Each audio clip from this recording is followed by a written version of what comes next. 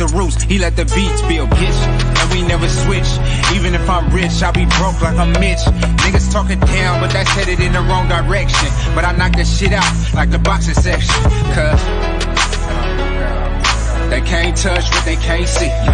All I gotta do is be the same me. All I gotta do is keep it cheap. Always be the same me. While I'm solid, boy, they can't change me. No.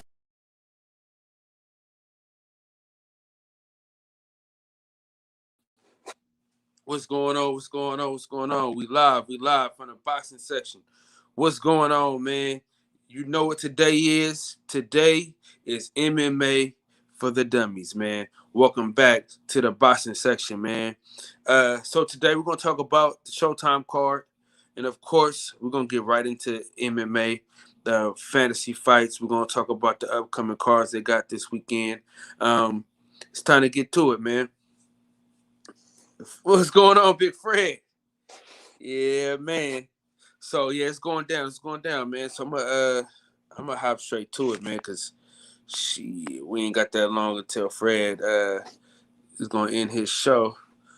So we'll talk some boxing. In the meantime, in between time, let's see, that ain't what I want. This is it right here. Let me see.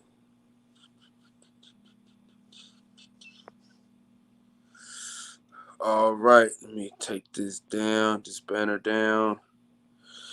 Okay, so Luis Nery, Brandon Figueroa should be a great fight. Should be an entertaining fight. I'm looking forward to that fight.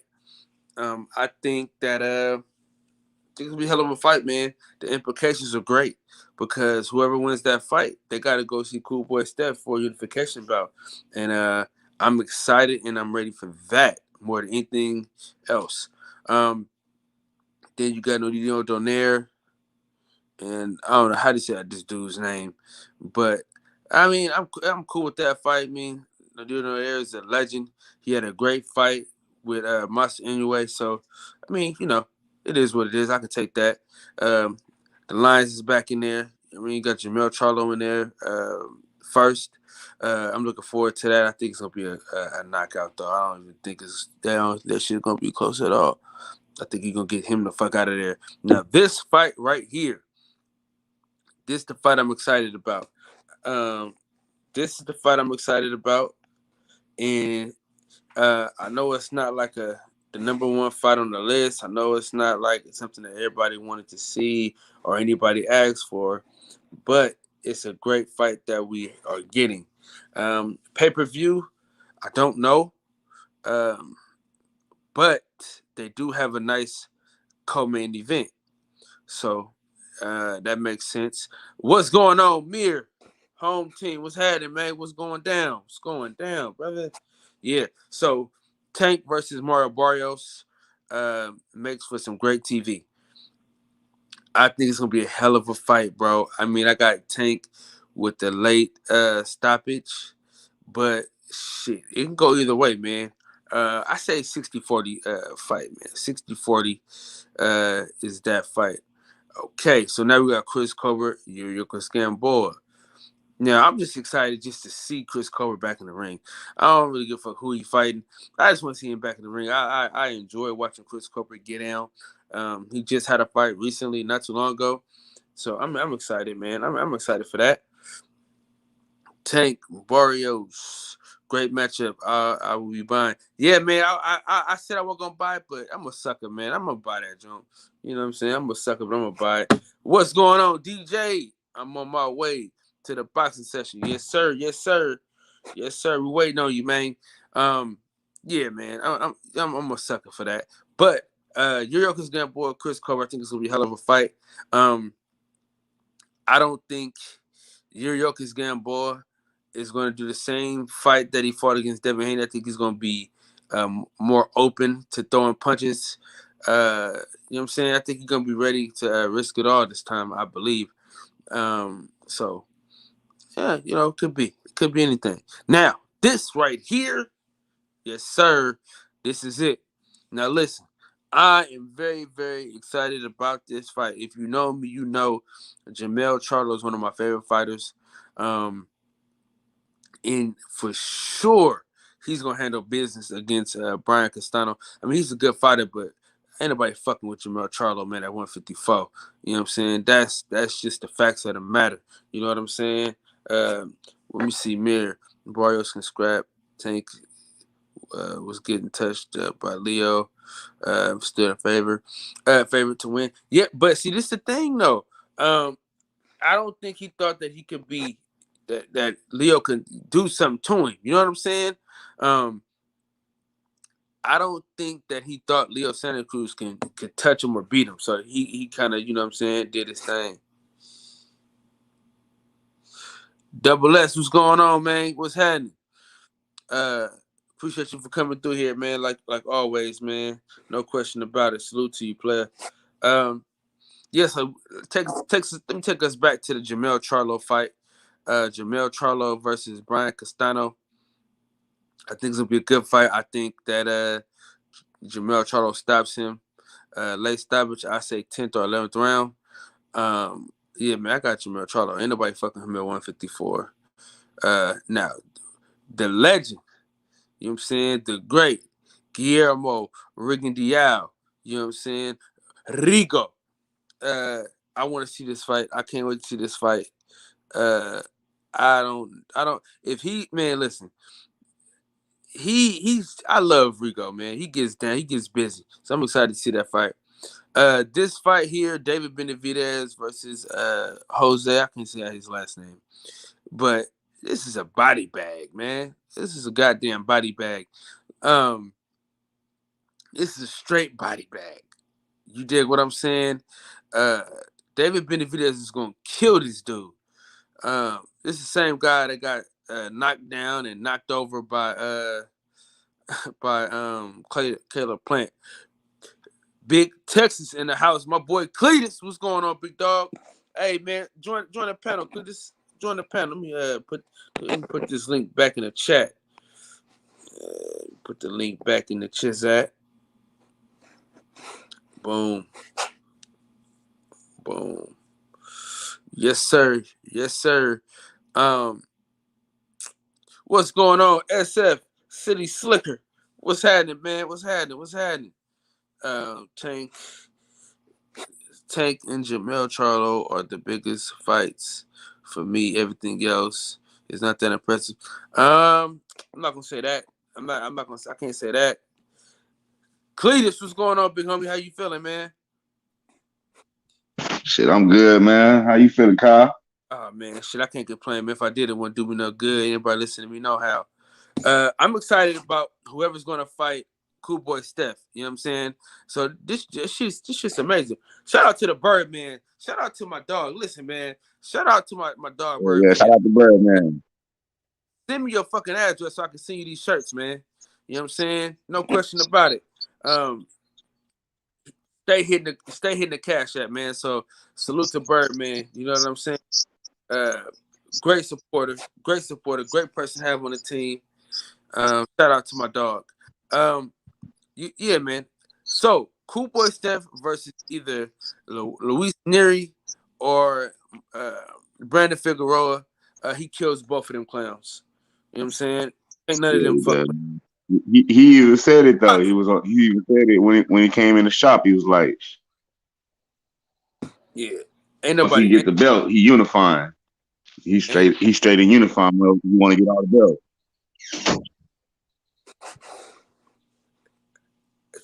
belt. Hey, Cam, this your show tonight. As soon as everybody come in, Cam, I'm getting off, and you gonna run the whole show. You know what I'm saying? Yeah, man. So yeah, I'm excited about this call. I'm excited about the schedule being out. Only so I can figure out how to travel and what fights that I'm going to. So I'm excited about that. JB, what's going on, man? Hop in the panel before we get to this MMA talk, man. Yes, I'm excited. Cletus, give me your thoughts on the schedule and how you feeling. Oh man, I love the schedule, man. I know I see two fights that that I'm probably gonna go to. I'm waiting on. They still ain't dropped the next one that I'm thinking about going to. I'm waiting for that one to drop to see where it's gonna be at and the date on that. That's Spence. You know. But shit. Other than that, man, this schedule fire right here. Centos, go ahead and talk to me, Centos. Man, I'm here. Just caught up with you guys. I left the shop a few minutes ago, a little early before they actually closed out. Shopping around, waiting for you guys to get started. So I'm here now. I don't know what you guys have been talking about, but we talking about the Showtime card right now. Rob G Film, salute to you, my brother. I like the fact that we got it. Rob G Film, my bro. Yes, sir. Rob Brown, salute to you, my brother. Appreciate you for coming through, man. KJ, my boy Ken Jones, man. Appreciate you for always supporting, man. No question about it. Eli Zachary, come on, man. You already know what time it is. Go ahead, join the panel, Eli. You already know what time it is. You know how we coming. Let me get JB in here real quick. Boom. Let me see where we at. A couple comments. All right. So before we get to this MMA talk, let's get to this boxing talk.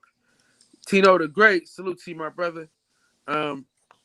Yeah, man. So Cletus, man, you tell me your thoughts, and then we'll go to JB and tell me your thoughts about the card. And if you need any help with the card, Centos, let us know. We'll tell you. Oh man, we got the killers in here tonight, man. Hustler Slim, what's going on, big dog?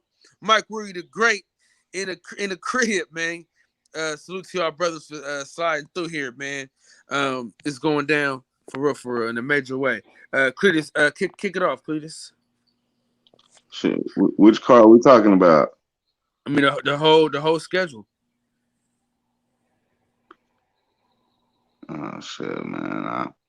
I like all the fights, man. I'm kind of torn with, you know what I'm saying. I like Tank Davis, and I rock with Barrios because, you know what I'm saying, Barrios from Texas. He from San Antonio, and shit. I actually know Barrios. You know what I'm saying. He was good friends with my homeboy who was a boxer that died, Travell. You know what I'm saying. So I met Mario a couple times in San Antonio, and my kinfo, James Kirkland, and he live in the same neighborhood as Mario. So yeah, but I don't, man, and that fight right there, bro. I don't know. Yeah, man, that's a hell of a fight, man. I'm excited to see that. Yeah, I'm torn. I'm torn between the two because, you know what I'm saying, I got a personal bias with Mario's, and I rock with Tank. So shit, I don't know who I want to win that one right now. Chef Boog, what's going on, man? What's happening?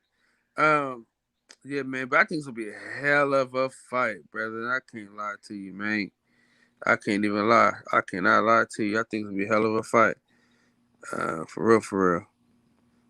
Shit.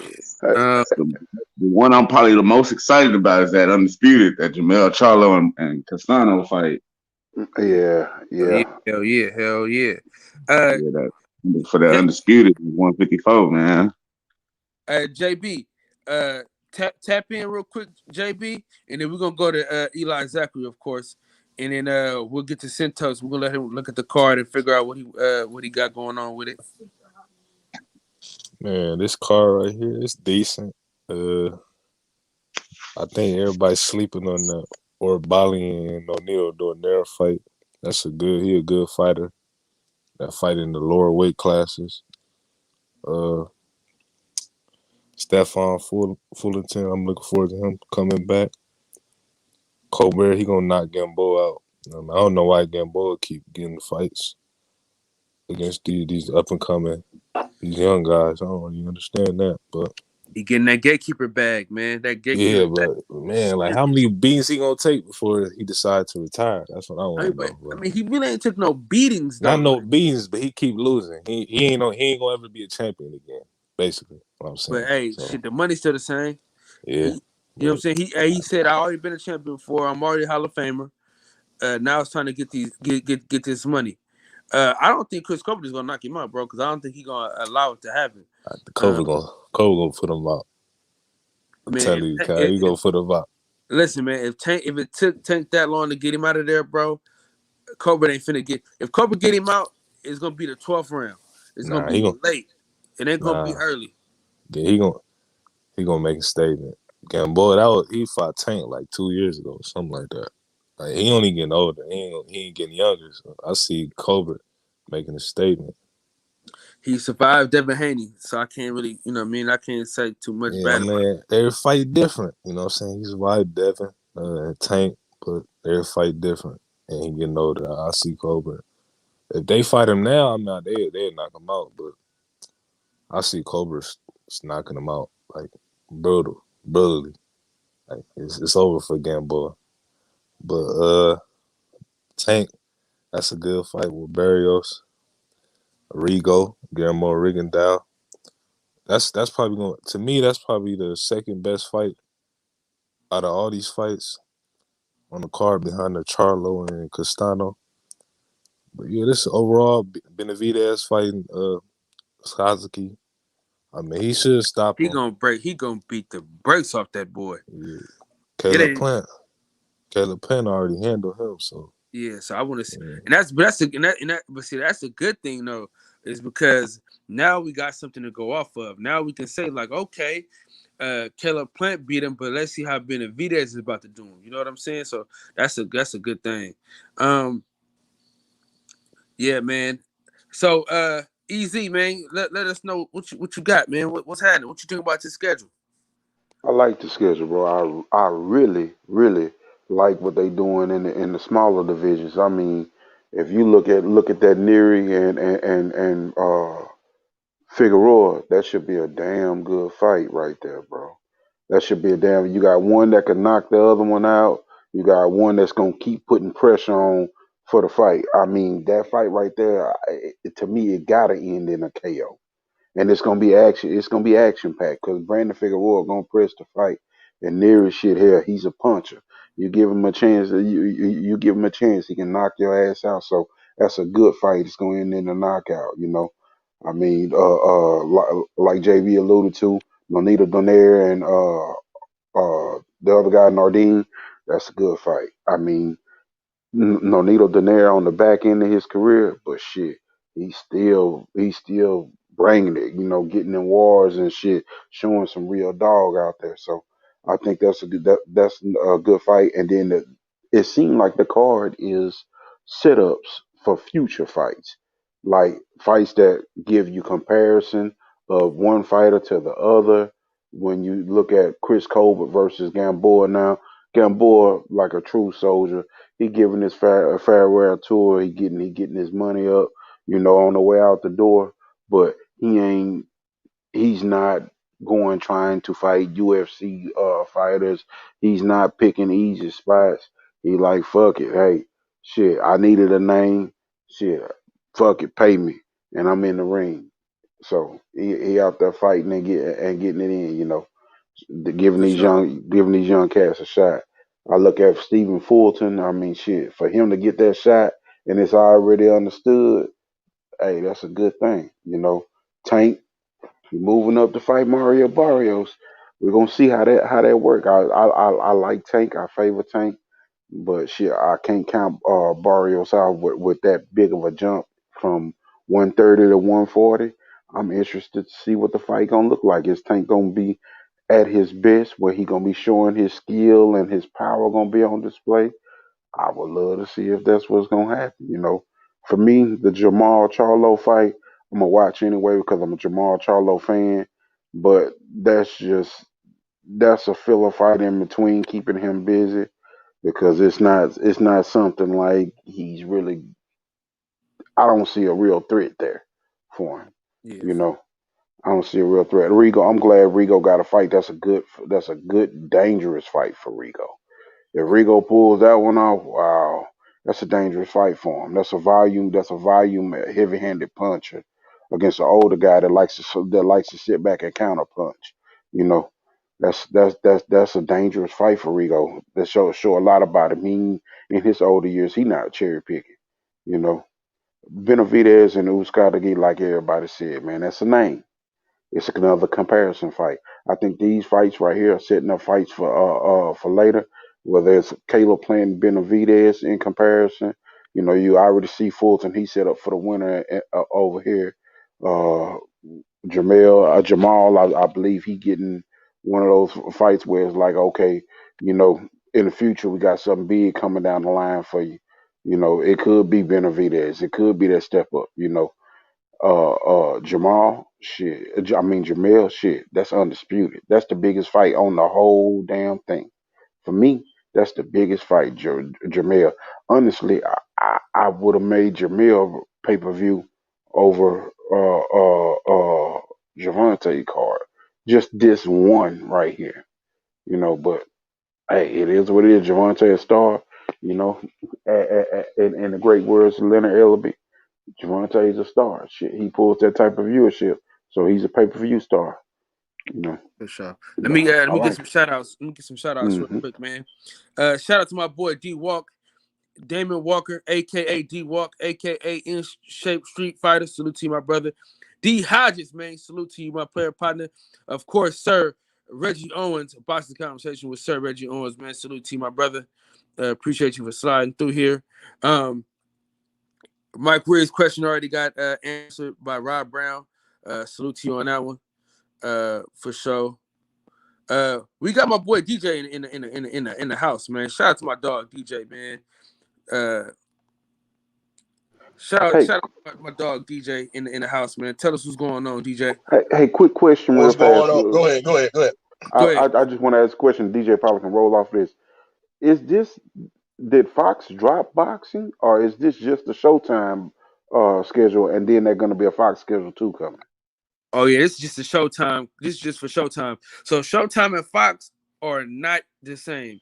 You got Yeah, Viacom and you got Fox, and I think Fox just yeah. got bought out by Disney. But what I will say is this: um, as So much as I Spence would probably love, going to be on the Fox schedule. huh? So Spence probably going to be on the Fox So schedule. ain't no probably he gonna be on the Fox schedule. Yeah. He's got an exclusive deal with Fox, and Boots has an exclusive deal with Showtime. So that's what I'm Okay. trying to tell people. Like that's why that fight is not as easy to make as people might be led to believe that it is.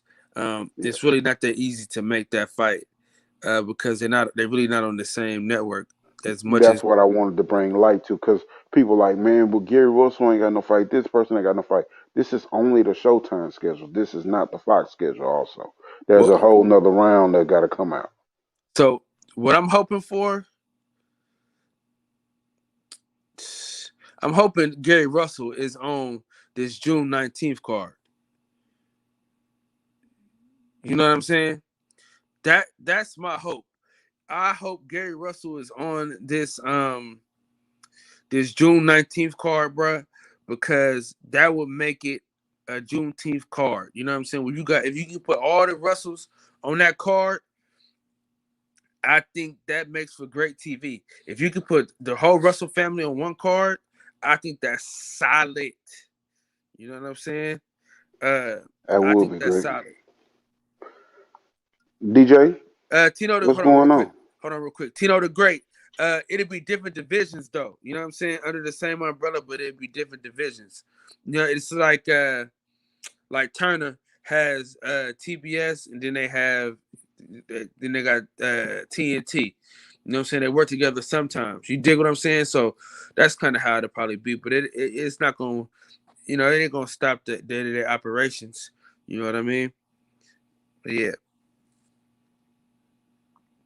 What's going on, fellas? How everybody doing tonight? Shout out to my guy Kyle, boxing section. Shout out to everybody on the panel. Good day for boxing, man. I'm happy about the schedule. I don't know why Gamboa and Donaire keep getting fights, but hey, we here now. They're very good gatekeepers. I'm excited about that Tank fight because I hope it's in Atlanta. Because I will be in the building if it is in Atlanta. I'm most excited about this undisputed card, man. Jamel Charlo against Castaño. I always like undisputed fights because I like one champion. You know what I'm saying? I mean, it's not a shot at boxing for having 4 major belts in each weight class, but I like one champion. I like going to that division saying, oh, okay, this guy's a champion. I believe Jamal Charlo and David Benavidez both took stay busy fights because neither one of those guys that they're fighting makes sense for them at this point in their career. I'm disappointed in Charlo. He could have took a bigger fight, but I believe he just took this fight to stay busy. Okay. Neri and Figueroa. Hey, DJ, I think. Go ahead. Real quick, I gotta ask you this. What's up? Where in the fuck is Chris Eubanks Jr.? But go ahead, go ahead and finish it. When you said that, I had to get that off. But where the fuck is Chris Eubanks Jr.? Go ahead and finish that. I'm gonna touch on that after you get done. Go ahead.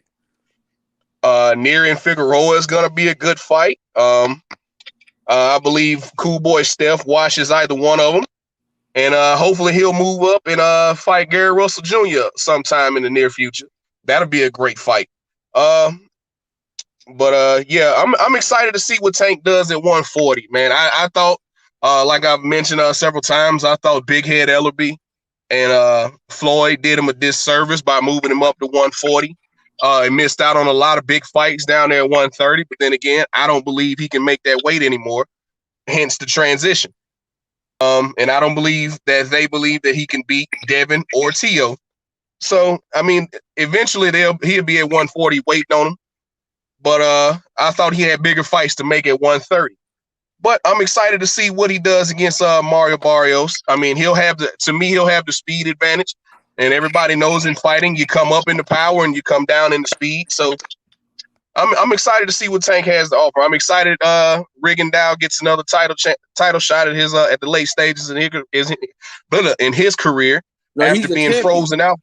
Huh? He's the champion. He is the champion? Yeah, Rigondeaux's the champion. Oh, okay. Well, excuse me then. But he got froze out for so long against Frampton and all those other guys. So I'm excited, man. I'm excited about this schedule. I'm excited to see David Benavidez watch somebody else. And hopefully him and Charlo will fight probably early next year sometime. So, you know, I'm excited overall for this card. For these cards. For sure, yeah, man. Dude, but Chris Eubanks Jr., why the fuck would you leave the PBC so fucking quick, man? You know what I mean? Like, he could have got that fight with with Jamal Charlo. I think that could have happened, bro. You know what I mean? And that would have been a great fight to see. I would have really enjoyed that, man. That could have been this fight. Yeah, it would have been great. You know who I really wanted to see back in the ring and fighting on the PBC platform? What's Adams? What's his first name, man? He just fought. He fought Charlo before. Brandon Adams. Hell yeah! I want to see him back in the ring, man. I think he's a good fighter, and I think at 154 he can make some noise. I think he'll be a champion at 154. Believe it or not, I think that right after Charlo gets that undisputed, I believe that he's gonna go to 160, and then that leaves Brandon Adams to get a belt. Because I like Brandon Adams. I think he'd do really good at 154. I know we touched on a little bit, but how do y'all feel about I'm gonna go ahead and pull it up real quick. Let me go ahead and make it a thing. You know what I mean? I'm liking that Rosario versus Lubin on Juneteenth, also on the undercard for Charlo, Jamal Charlo. I'm really looking forward to see what Lubin and Rosario shake out to be. I got Lubin as the favorite, but shit, Rosario, man. All right, so y'all tell me what y'all think about this. You know what I mean? I really don't want to talk about it, but I guess we'll talk about it just because it's on this weekend. and they got a lot of people backing it. They had they got Andre. They got Andre Berto. Andre Berto is co-signing this shit. So what are y'all thoughts about this, man? And it's a hell of a card though. I can't listen. No bullshit. Besides the main event, the card is stacked. They got a stacked card. You know what I'm saying? They got a stacked little card though. I'm not gonna lie and say they don't have a stacked card. I just don't know how I feel about the YouTube nigga, man. To be honest with you, man. My thing is I want him to fight somebody that's worth a damn. But shit, a lot of people don't fight nobody until they get to a certain level as far as like building the fighter up. So but he's beating people that had no idea what the hell they doing in the boxing ring. So, you know, that's kind of where I'm at with it though. But so shit, we'll kick it off. Damn, this nigga bounced out. Damn, Cletus, I ain't really bounced out. We'll start with JB, then we'll go Easy, and then we'll go DJ. And then after that, man, we'll get to this MMA talk, Cam. Yeah, this Jake Paul versus the Ben Askren dude. Honestly, I don't really give a fuck about it, but to be honest, but he needed, if he feel like he made some comments saying he feel like he elite boxer or whatever, like Shakur saying, bro, I feel like you an elite fighter, then fight an actual boxer. Stop fighting basketball players and MMA fighters. Fight a real boxer if you feel like you're a real fighter. That's all I gotta say about Jake Paul, Logan, whatever his name is. Shit, I'm like JB. I honestly, I don't give a shit about that fight. I mean, the dude 200 pounds, damn near. I mean, shit, he fighting little bitty guys. Really, if you really look at it, when you line him up and you look at the face offs and shit, he fighting a bunch of little bitty dudes and he damn near 200 pounds. It is what it is, bro. I ain't worried about that shit. But Pro Grace being on there, shit. If I were to catch it for any reason, it'll be just to see Pro Grace fight. Beyond that, I mean, it doesn't excite me. You can see what's really happening. He is getting fights with guys that are way smaller than him, and it's it's just a sideshow. I mean, it's a spectacle of social media being pushed. That's all. So, nah, I'm like JB. I ain't worried about that really. Okay, DJ. I completely agree. I have no interest in watching this fight at all. Ben Askren, if this was a grappling match, Ben Askren all day long because he smothers people and pounds their face in and turns their face into soup. That's what he did in MMA, and that's how he was a champion for so long in MMA. Now, in the striking department, he's lacking. And Jake Paul he was real smart at picking this fight. Ben Askren fought at 170 his entire career, pretty much his entire career. He fought at 170 and 185. And I saw him at the face-off. I think it was either yesterday or earlier today. And Jake Paul once again picked another guy that he knows he's bigger than. Now, if Ben Askren can grab a hold of him, just clinch him and wear him down for a few rounds, I believe this fight can be interesting. But if Jake Paul is serious about fighting, serious about boxing full time and not just chasing the bag, I believe he needs to get in there with some real prospects, man. Some real guys. Start fighting real cruiserweights because that's his weight class. He is about 205, 210, to a little over 200 pounds, and he's fighting guys that are 175, 180. So he's picking and choosing his fights real carefully. He even called out Conor McGregor, who he had 30, 35 pounds on. He's not picking fights that he believes that can really put him in danger. But Ben Askren can catch him. I don't think he will. And seeing as how Ben Askren is like 37, I want to say, he's an older guy who has been knocked out in the past, got knocked out by George Masvidal in 5 seconds. So, I mean, his chin will be tested. I believe both guys will land some punches because Ben is not necessarily technically sound in just straight stand-up fighting. So like I said, I have no interest in watching this fight. I hadn't even checked out the rest of the card because I figured it was more spectacle fights. Well, to be real with you, that's the only spectacle fight that I know of. They got a lot of good fighters. They got a lot of boxers fighting on that card. I say, who else is on that card? Shit, Lorenzo Chuck Simpson is on that card. Who else? Man, fuck. It was somebody else. A couple more people, man. Bro, it's a lot of lopsided fights though. I mean, Prograve's fighting Ivan Redback. Yeah, then you got SS Cunningham. Cunningham is 44 years old. He fighting Frank Mir, who's 41 on the card. Frank And then Mir you, still fighting? that's what I'm saying, Jesus Christ. Frank Mir has bro. been knocked out cold at least 12 times in his career. Bro, Cunningham and Mir fighting.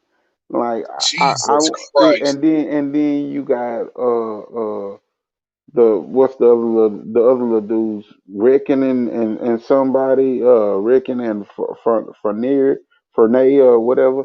Hell, he 8-0, and the other guy, this is debut. The Raycon guy that's 34 years old, and this is his debut from Colombia. The other guy, 38 years old from the UK, and 8-0. Like they ain't even got no experience, no record. They just fighting. I'm I ain't seeing nothing. That just blew my mind. I had no idea. See, like I said, I hadn't been checking for this card, man.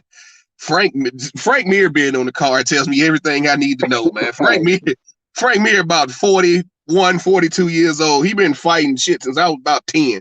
So, I mean, it's like I said, he's been knocked out cold. I'm not talking about just getting TKO'd. I'm talking about knocked out cold at least Yeah. double-digit times in his career. So, I mean, it's oh man, yeah, I have no interest in this card at all. Definitely not Yeah. mine. It's a stay busy fight for Regis Prograde, which I'm getting paid. Fuck it. I'm here, I'm getting paid. For SS Cunningham, it's a payday. I mean shit. He 44 years old, bro. And he fighting a 41-year-old Frank Mir. And then Hey, these other guys, they are irrelevant as fuck. And they on the TV card. It's 4 fights on TV. And you got a guy that's 8-0 and a guy that's making his debut from Colombia. hey, Reggie, I'm watching that fight. I'm there. I'm definitely watching Bosco and Hunter versus Gonzo. I'm definitely watching that.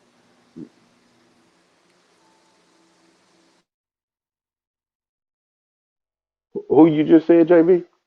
I said Bosco 100 versus Gonzo. I'm definitely watching that fight. That shit gonna be that shit on there. Yeah, that's what Reggie said right now. Oh, that shit'll be funny. That probably be the funniest fight of all that shit. Oh, Goddamn Bosco smoke a million motherfucking blunts every fucking day on lives and shit. Bosco ain't got no hands like that, so that got his ass Bruh. beat already. So it's probably gonna happen again. So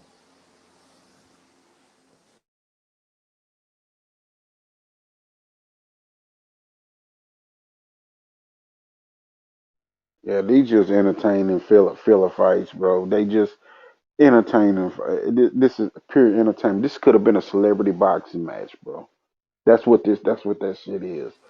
Whether you're a C or B or whatever celebrity or whatever in social media, this shit is like a celebrity boxing match, bro. Yeah. That shit not even yeah. DB, we waiting on your ass, man. That's what we waiting on you, nigga. Shit. I got 8 more minutes and I'm out of this junk. We waiting on you to come on so I can get the hell out of here, man. Shit, that's what I'm waiting on. Shit. Tonight. Yeah, well not yet. Shit. That's 8 more minutes. Yeah. I'm out and I'm done. Y'all know I got to be at the dump.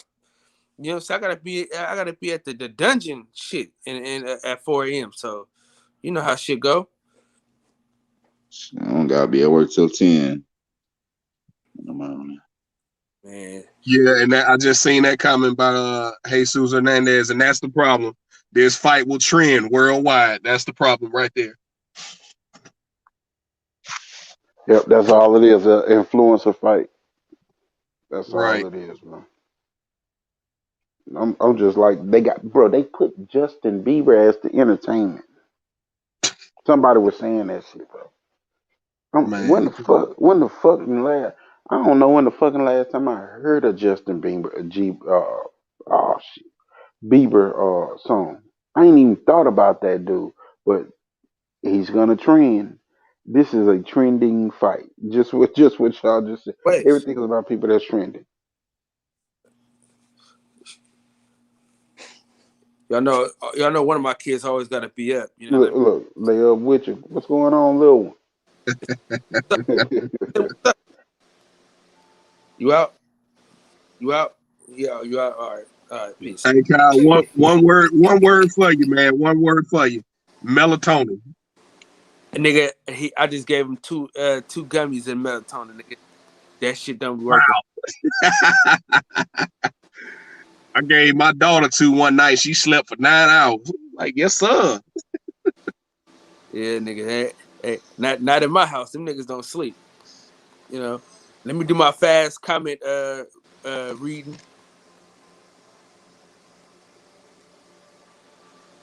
Yeah, but let me see, bang bang. Salute Jesus Hernandez, man. Salute to my brother for coming through here, man, and showing some love.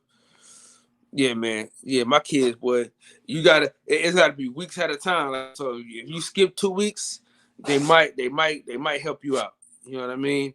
But other than that, shit. These mugs is up. He gonna go right back to sleep though. He just had Damn. his pull up chain. So he said, Pop, I'm going back to sleep, Papa. So it's we dropped this thing in the chat. We're waiting on DB's ass, or we just gonna have DJ take over the whole damn thing. You know? Reggie, I didn't know that. Reggie say, Justin Bieber got a number or got a chart topping song out right now. Oh, he Well, I guess there you go. always got some shit. Yeah, he just dropped the album not too long ago. I think about 2-3 weeks ago. So Yeah, it's that's good how you promo know for I'm not a him. fan. That's what it is, exactly. Yeah. None of us are for real. Oh shit. Hey, you already know. Hey, Big Tank, I be speed reading. You know what I mean? Hop on the panel, man, so y'all can talk this MMA talk, man. Yeah, this y'all night. This y'all night, Tank. Hell yeah. Yeah. Waiting on y'all. So let me take this off the screen so niggas can understand that we ain't talking about we just fucking around. All right. Yeah, man, Yeah, waiting. Tank and DB, come on, man. I'm gonna drop off and sit back and listen, hey, cause I really honestly be learning when y'all talking this UFC MMA fighting. I know the big names, but as far as I'm a casual when it comes to MMA. But I love the fight game, and to hear y'all do the breakdowns and talk about the different strategies of each fighter and how each fighter style is. Man, hey, y'all are really giving some good information. Y'all really giving people a good outlook, and y'all keep doing it, man. I appreciate it because I mean I'm interested. I'm a fan. I'm a fight fan first, and I'm just casual to MMA just because. I mean, like y'all have alluded to in the past, that it's not something that's really ingrained in our culture, but we're coming over to it, and hey, I appreciate it, bro. I appreciate it. Yeah, Thanks, brother. Thanks, brother. I appreciate that. Yeah, we'll talk about Clarissa Shields' opponent. She's fighting a PE teacher, so she got a soft touch like I figured she would. So we'll talk about that. okay. First of all, we're not gonna disrespect Clarissa Shields, man. That's a tough fight, goddammit. Yeah, all right. All right, it's a tough She fight. really she looked good in her training with John Jones. She looked like she really taking it serious, and she taking the Yeah, tips and the technique. she went to the right spot, man. She went to one of the best camps in MMA out there at Jackson Winklejohn out there in Albuquerque, New Mexico. She has Holly Holm out there training with her, who's a former champion. She has she has Michelle Watterson out there with her, who's a top 5 strawweight in the UFC, the karate hottie. So she has girls out there her size to train with and to learn from, and 2 of the greatest minds in Greg Jackson and Mike Winklejohn to learn from. So she went to the right camp, man. She definitely went to the right camp, and John Jones has been very hands on with her as well. So we're gonna see what she's learned, and like I said, the girl that she's fighting ain't that good, but it is what it is, man. This is her pro debut, so we're gonna see how good she looks. Hey, when does it been the? I remember Mercer back in the day did the transition to MMA. When the last time of a boxer actually went over to MMA and not one of these cross promoted fights where it's actually an MMA fighter coming over to boxing? James Tony. Oh James yeah, Tony when he came over and fought Randy Couture back in like I think like 03, 04 around that time, I want to say. He came 2010, over and had no ground game whatsoever, so Randy Couture just took him down and really beat him up, didn't really give him an opportunity to get his boxing off. But besides that, Holly Holm, she was yes, Holly a was. several time world boxing champion and kickboxing champion, and she made the transition to MMA beautifully. So there's been other boxers, but they hadn't necessarily had that pedigree like a James Toney or a Holly Holm, but they Well, I probably thought had good Mercer amateur careers. Huh? didn't Mercer have some good some pretty decent fights back in the day when it first started up? Uh, Ray Mercer. he Did the nigga fight with a glove on? I just remember he was the No, he first fought one that I against an remember. old. He fought against an old guy, a guy named Tim Sylvia. Tim Sylvia is past his prime. It's not like he's he's basically he's an MMA version of Ray Mercer. You know, guys that are way past their prime, Gotcha. fat, not as shape, and still looking for a check. I was just about to say that, DB. He fought a punch drunk Tim Sylvia, so I mean, really didn't learn that much from Ray Mercer. All right, it's my time to go. Y'all got your host, your co-host, and your producer. Cam about to come on and do his MMA thing. DB, salute to you, my brother, for sliding through like you always do. Salute. Yes, sir. Big DJ, man, you already know what it is, man. The fantasy fights are gonna be up, Cam. I already downloaded all the pictures, so all you gotta do is just do what you do. Hey, y'all, another one like the other one, same soup, reheated. In the words of the great philosopher Lil E, man, I want y'all to breathe air and live life. You know what I'm saying? So, yeah, man, appreciate y'all boys for coming through here, man. You know, first hour is on me. The last hour is on y'all, man. Appreciate y'all. Hey, Junior, say peace out. Say bye. You ain't that sleepy. All right, y'all. We're going to holler, man. All right. Peace out, Kyle. Hey, but I will be in the chat. God damn it. I will be in the chat. DB, my MMA brother, what's going on? Oh man, what's up, family? Man, just feeling good, man. It's a whole lot of boxing, a whole lot of MMA, man. A lot of combat sports just happening, period. So we finna see kicks, chokes, punches, elbows. We got schedules out. Man, it's a whole lot going down. But I was in the chat just listening and letting them get that boxing off. But I want to say this, man. Don't ever count Nonito Donaire out. It done happened many a times before, and Nonito gonna come through. You know what I'm saying? He gonna show y'all what that California fighting spirit like. Okay. Yeah. I just firmly believe he, after watching him with Monster, I was like, yeah, he probably should have retired 2 or 3 years ago, man. It seemed like that Monster, World a different Series beast, took the though. best out of him. It seemed like that World Series, like it took a lot out of him. That was a war he was in that World Series of boxing. Super Series. But let's not make it like Nonito. Yeah, let's not make it seem like Anui is just some regular dude, though. Anui is a monster. Pun intended. Yeah, that's my point. It's like it's him fighting upper echelon competition. It's just I don't think he got it no more. But I'll watch the fight. I like seeing people get beat up, so I'll watch the fight. Yeah, exactly. SF said he gave Anui hell, which you mean, yeah, absolutely. Yeah, and salute to Rob G. Film. He said, what would DB do? Hey, Jesus Hernandez. He said, oh, snap, we in the building. Yes, indeed. And Birdman, salute to you. And Tank said he probably going to jump on in a second. So, yeah, salute to everybody. Let me see. He did his thing versus Anui. Tell him, Mayor. Tell him.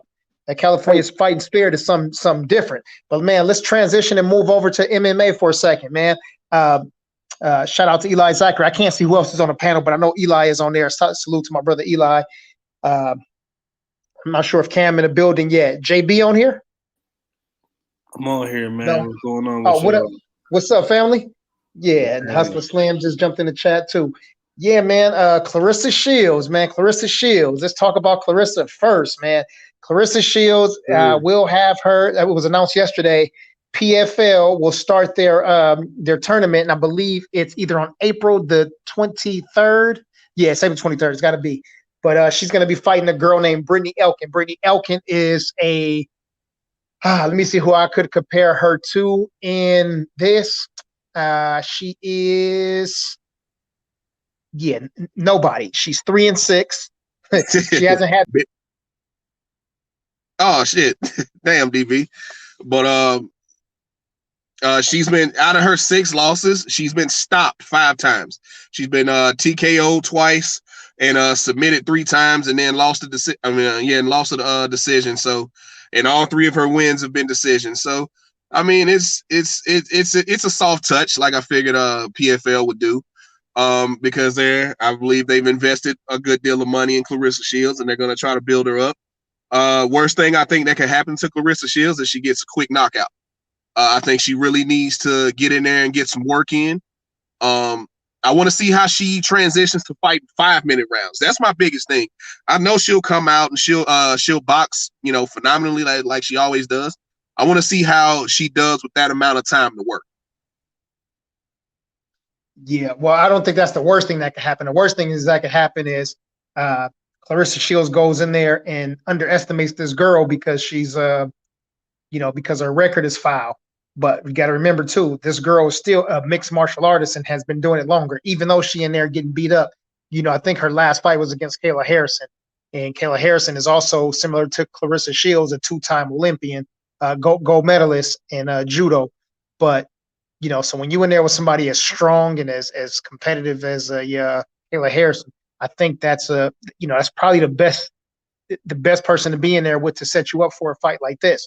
Now, I know there's 2 different styles. One is complete grappling, and the other one is a striker or a boxer. But you go into these training camps and you're eating right and you're sleeping right and you're getting yourself right. And I believe that the worst thing that could happen to her is they hit the ground.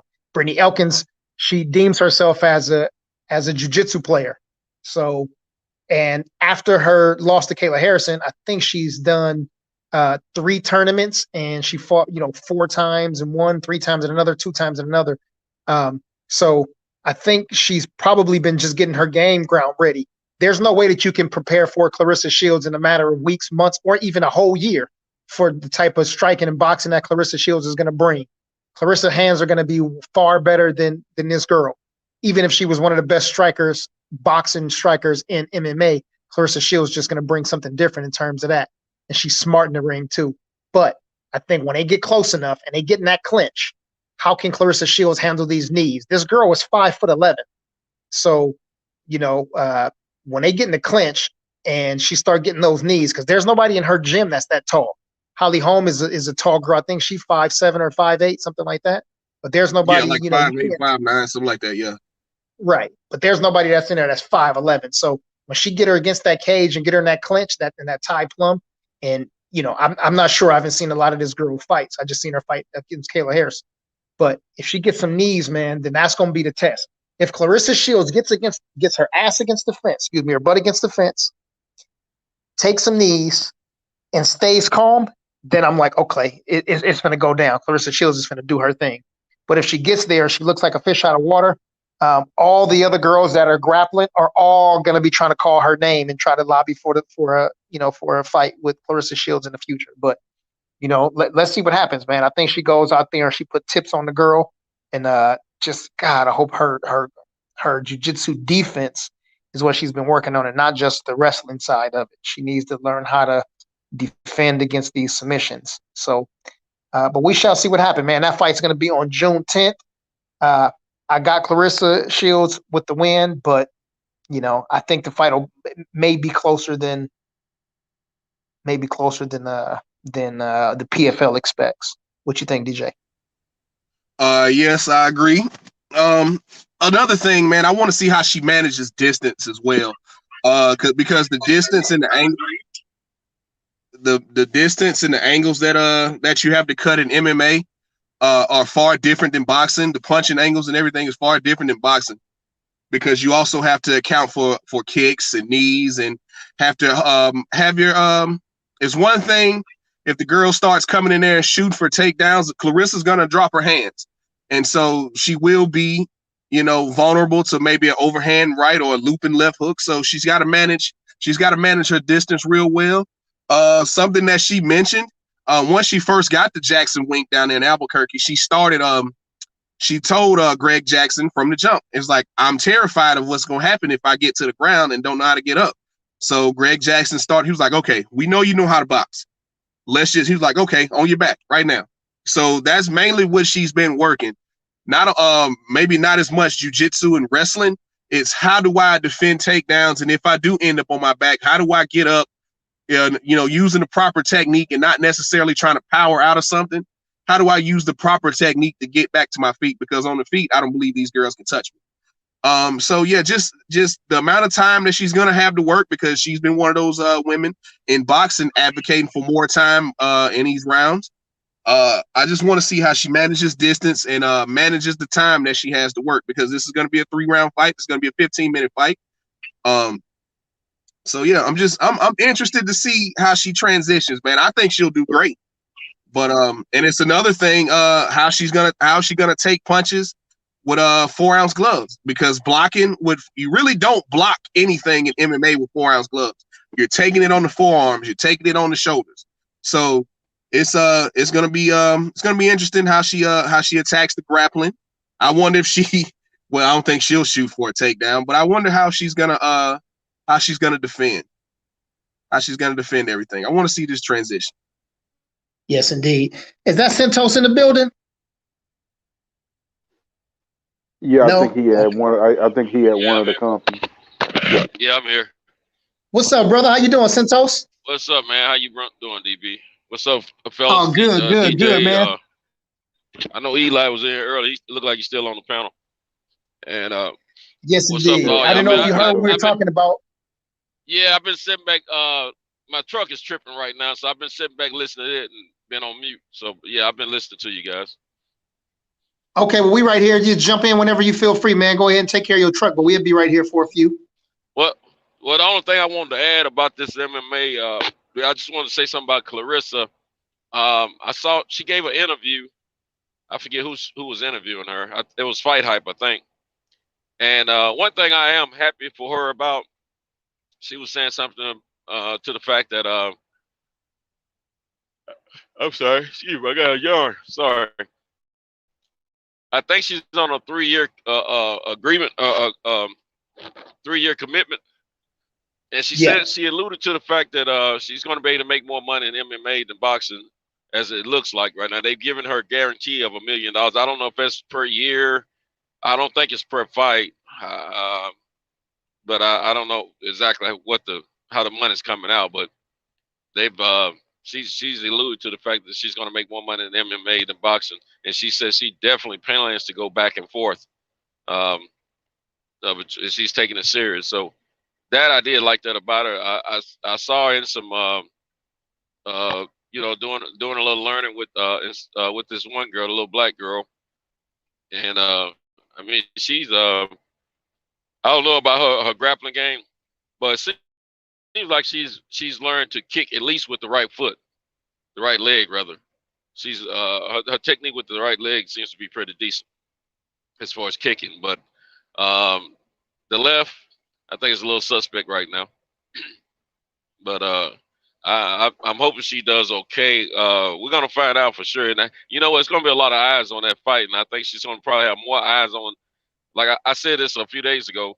There's gonna, I think it might have been last night. There's gonna be more eyes on this fight for her than any fight she's probably had in boxing. Yeah, because she'll have you're correct. You're correct. I think she'll have all of the boxing fans watching her, and then she'll have a bunch of people who are already paying attention to MMA and PFL, and then you're gonna have people who are just interested in the I don't know. I guess you can call it an anomaly, right? Those one-offs, having those special athletes that can cross over into other sports. So yeah, I think it's going to be a huge platform for. And this is when she's got to perform. Not that last boxing match that she had, because she was expected to do what she did. But now, when the chips may be stacked against her, so to speak, yeah, this is her time to really go out there. And if she can go out there impressively and finish this girl really fast, and not just to finish the fight fast, but like DJ was saying, she can go in there and look comfortable and overcome any sort of adversity, whether it's leg kicks, clinch, or takedowns, and then come up and then finish the fight in impressive fashion. I think she'll make a huge statement, and that'll mean a lot of money to come for in the future. Yeah, I think if I don't think they have to worry about her hand striking game. I think she's got learned that pretty good already. I think if they just really concentrate on her kicks and her grappling game on the her ground game, maybe she need to learn a little jiu-jitsu or something. I think she can catch on to that fairly quickly. She might be able to hold her own for the most part, where she's competitive at least in the MMA. So DJ said something that was major. Like, it's one thing for her to learn how to wrestle, but it's another thing for her to learn how to defend and get out of submission holds. I think that's the biggest thing, is that she learns how to defend herself against it, to be able to position herself to get back to offense, to transition from defense to offense. Because a lot of it in the fights that she's been in and the mentality that she's been groomed to have, she's dominant. So she's been able to do whatever she wants. Now it's like, if you go into this realm and you try to do whatever you want to do, and you're not really just the top skilled person, a fight like this is still dangerous. And a lot of people are overlooking it. We're saying PE teacher, but in all reality, she's still dangerous to Clarissa, because all of this is still fresh. So I'm looking to see it as a very interesting fight, and hoping to see Clarissa transition well, and like DB and DJ said, get some rounds in, learn some things, take something back from it, and hopefully get even better. I mean, you're gonna be busy. You're gonna be bouncing back and forth from MMA to boxing. You still got the Savannah fight that's really picking up steam right now. So she'll be bouncing back and forth. She'll be busy for the next 3 years. I'm happy for her. I hope she does good in her transition to MMA. If not, I hope she comes back to boxing with everything, with all the tools still sharp, doesn't get caught in no arm bars and take no injuries over there, and is still able to have a good career here. Yeah, she still. This is gonna make her equivalent. I can't even get the word out. Anyway, that word I was going to try to say.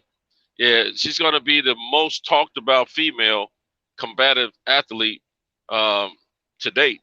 I mean, Layla did her thing in boxing, but this changes the whole of the game to me, if she really goes over there and compete decently.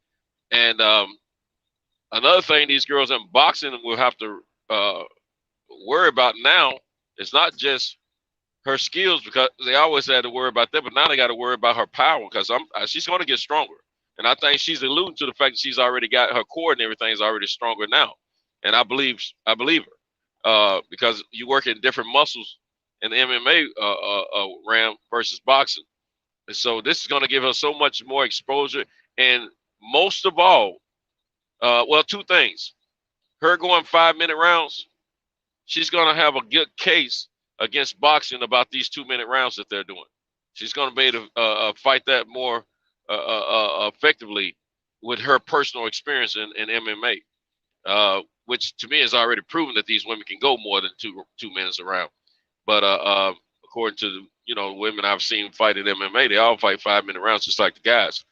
But that's going to be a plus for her. And then on top of that, it should bring the market value for the sport of boxing, for women's boxing, up as far as value, hopefully, but not necessarily.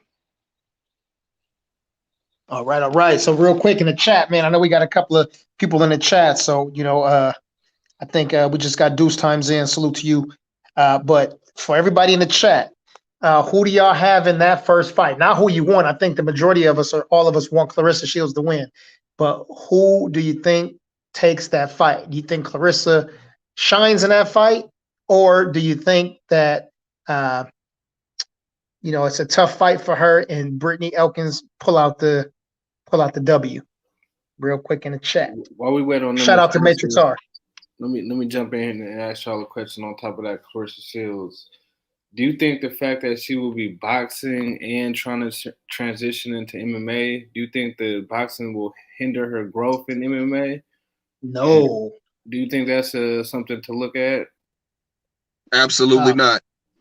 Yeah, She's already grown in boxing. So I mean, she's at the top of the food chain in boxing. No. I'm not saying her boxing for a long time. being hindered. I'm talking about, do you think that would like slow their development down? Should she be focused strictly on MMA at this point, not trying to do both at the same time? I see what you're saying. That's the question. Yeah, I knew what he was saying. I think she's already studied.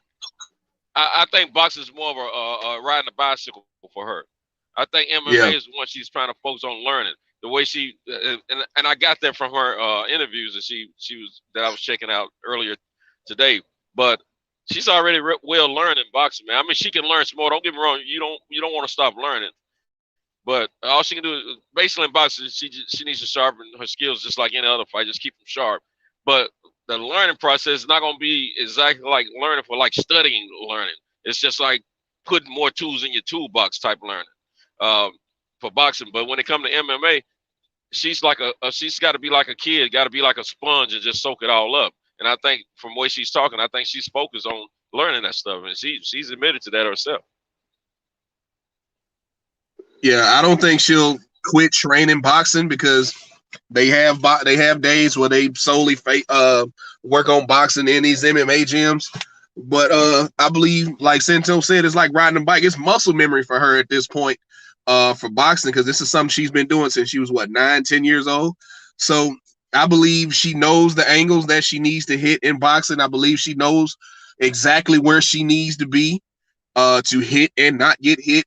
I believe she knows, everything she needs to know to be successful in boxing. Now, you can always get better. You don't ever want to stop getting better. Shout out, rest in peace to the great Kobe Bryant. He always wanted to get better. You can always get better at your craft. But as far as like training boxing, I believe she it's muscle memory to her. Like, okay, left's coming, dip this way. Okay, throw the uppercut. I believe that everything, her distance and everything is where it needs to be in boxing. Now, as far as MMA, she just needs to get in there and just keep learning. She's learning how to throw kicks right now, and she spoke about that as well, is how the flexibility that she needed to have to throw kicks. She was like, I didn't know my leg could go that high. She was like, I'm working muscles that I didn't even know I had in MMA. So, she was able to do a full split for the first time in her life a couple weeks ago. So she's the better she gets with her flexibility, the more the kicks will come.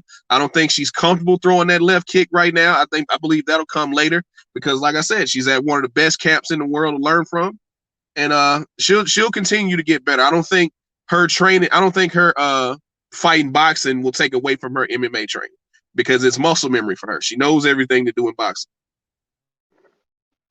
Hey, I had that same type of question with Cam, and one thing that I was thinking of, and I wanted you guys to really build on for me, is the difference in training in boxing versus the difference in training in MMA.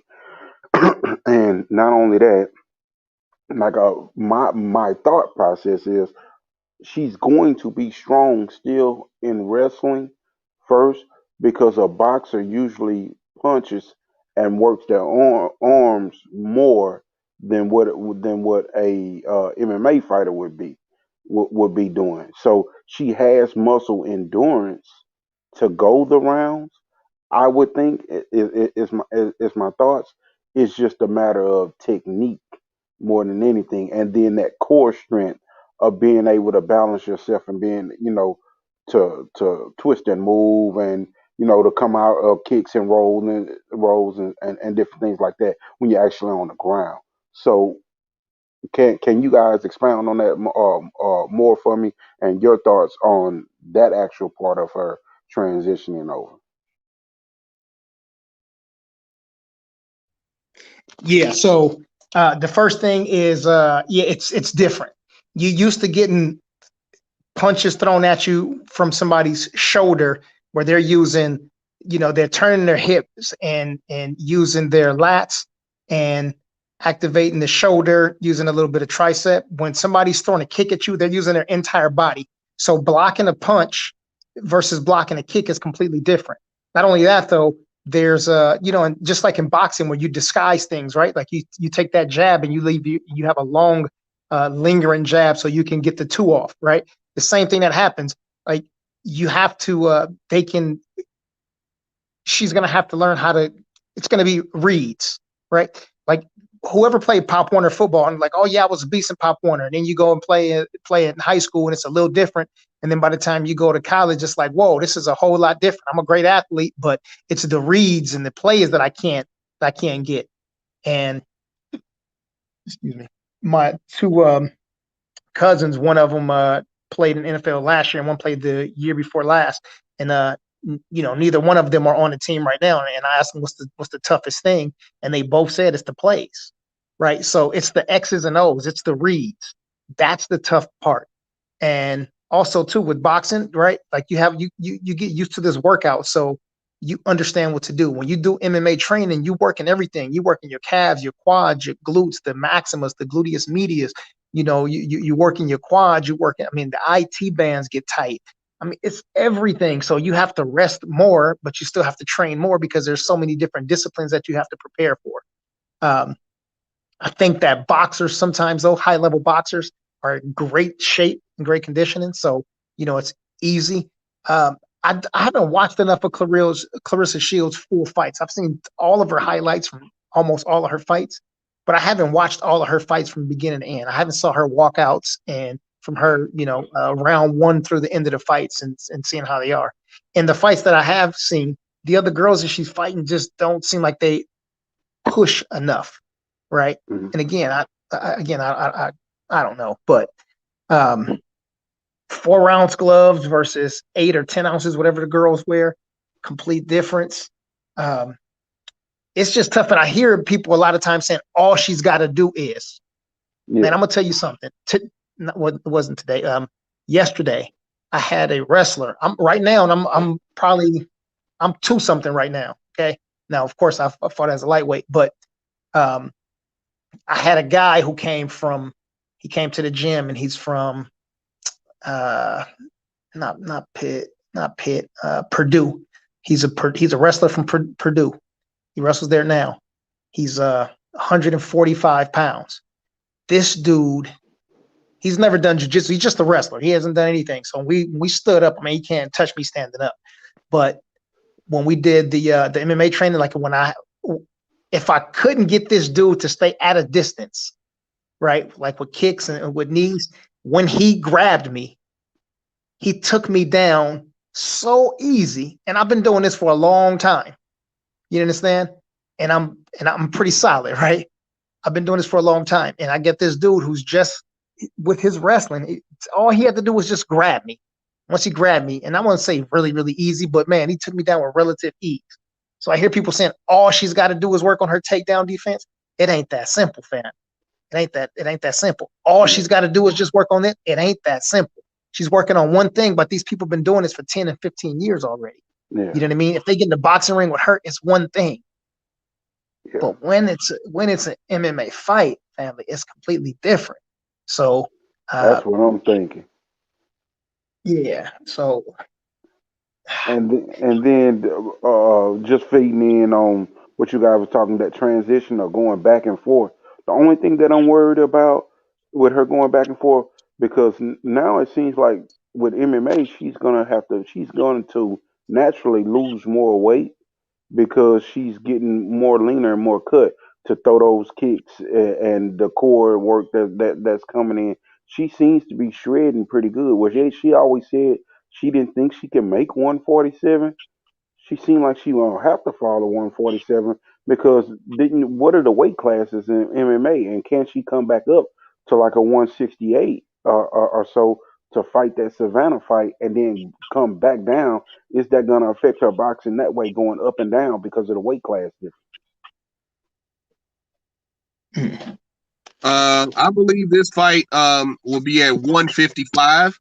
The weight classes in MMA for women are 155, 145, 135, 125, 115, and 105. So most of the girls are between 125 and 145. So you get women like Amanda Nunes, who fights at 145 and 135. And you got Cyborg, who fights at 145, Julia Budd, who fights at 145. There are not a lot of girls at 155. Well, not a lot of main girls that fight at 155. But I'm also interested to see how she cuts this weight back and forth. That's a good point. How she'll go up to 160 or 168 in boxing, and then have to cut back down to 155 or 145 even for MMA. I'm interested to see that as well. That is a good point. I didn't think about that. Yeah, hold on. Reggie said something. Hold on a second. Let me get to that. What did Reg say? Reggie said a boxer transition into MMA is smooth. As long as the fighter is doing the training and learning. MMA is full of transitioning wrestlers. I got the boxer. Okay. Let me see. Matrix R said, I have no idea who she's fighting, but hopefully it's a soft touch. Let's see. Birdman said MMA uses hands and legs. Yeah, box fans are here. Salute box fans. Tino the Great, good point. He said MMA is hips and equilibriums. Boxing is shoulders and foot position. Okay. There we go. And then Aaron 24 in the building. He said it's like 8 to 10 years to get a black belt in jiu-jitsu. I mean, yeah, if you're training 5-6 days a week, and you know what I mean, and also you got good professors and also teammates that are good. Yeah, so it can take longer than that. You know what I mean? Getting a black belt is like getting a PhD or doctorate. It's not like a master's. The master's is a brown. And then DB, you know this as well. Some instructors are not as quick to rank you up as others now. Now some guys like a Gracie black belt, that's hard to get, man. And so because when you go off to these competitions, you're representing that name, and you get a lot of these other martial arts schools who will just, guys been training 2 years and he's already a brown belt. Wait, hold on. So, and he gets in there with some guys he gets in there with guys that are blue belts, and he's getting tapped out quick. So a lot of these instructors aren't as quick. Like my instructor ain't as quick to give you a purple belt or a brown belt as others will. So that's also something to think about. Yeah, and there's also different styles of jiu-jitsu as well too. And also another thing that you got to stay in the same area and stay in the same gym. So, for example, like I've had a whole bunch of different professors and coaches. Gabe Rudiger, Matthew Polino, Pedro Munoz, Rene Colorado, and you go from one school from having a blue. A blue is 2 stripes, and then you go to, you end up moving or just being closer or having something closer to work or whatever, school closed down or whatever. You go to another school and you're like, yeah, I'm a blue and I got 2 stripes. And you go to another one, they tell you, well, yeah, we're going to put you in a white. And, you'll be in here until we do our next testing. It's like that some places. That's what Professor Matthew Polino does. You know what I'm saying? 666 jiu-jitsu, 777 jiu-jitsu. So, it's not as simple as just going in and then training 3 times a week and then you're gonna get a black. Yeah, it ain't that easy. I wish it was that easy. Nah, it takes years. That shit takes years, man. Yeah. All right, let's see what else we got here. All right. Brittany Elkins. Let's see what else we got coming up. I'm gonna get my Frederick Hawthorne on. I'm gonna gloat right now. No, I'm kidding. Juliana Pena versus Amanda Nunes. I was waiting on it. You see. That's going to be UFC 265. That's in August. I believe it's either August 7th or August 17th, whichever one of those is on a Saturday. But that's for the featherweight title. We just saw Amanda Nunes in the ring or the octagon, maybe about 2 or 3 weeks ago, right? And she went in there about a month ago. I want to say about a month ago. Yeah. Okay. When she beat up Megan Anderson. Yeah. That was, had her looking like Bambi. But Yeah, Now that's right. yeah, this is different, man. I said that this fight should happen. I'm not saying that Amanda won't win the fight, but this is the Oh yeah, she different beast right starches her. here. She starches her, You say Amanda starches Juliana? of course. Like I believe. Go ahead, DB. I'll speak my piece. Go ahead, man. I'm sorry. Okay. Again, you got somebody like Juliana. Her mindset is different. Okay. She in her last fight, she fought Sarah McMahon. She went out there and she won with a rear naked choke. Her fight before that was with Jermaine Durandamy, the former bantamweight champion, and she lost by a technical submission. She lost by a guillotine, but Jermaine Durandamy is just a strong girl. She ain't no submission artist by no stretch of the imagination. So she just got caught. I won't call it a fluke submission, but she just got caught being out of position. And if they fought 10 more times, the submission wouldn't happen none of those times. And also, you got to think Jermaine Durandamy is a monster, though. She's strong. She beat, what was her name? Who was a champion before? Nico Montano. She beat Nico. Her other recent loss was to Valentina Shevchenko, who, in my opinion, may be the best female fighter, definitely the best female striker in mixed martial arts. But she beat, Jessica Ai, the Kazanganos. She beat the who's girls of the division. So she's got good submissions, and her stand up is a little bit sloppy, but she hits hard enough to make girls cover up so she can grab their legs and take them down. So I don't know. And, she wants to fight.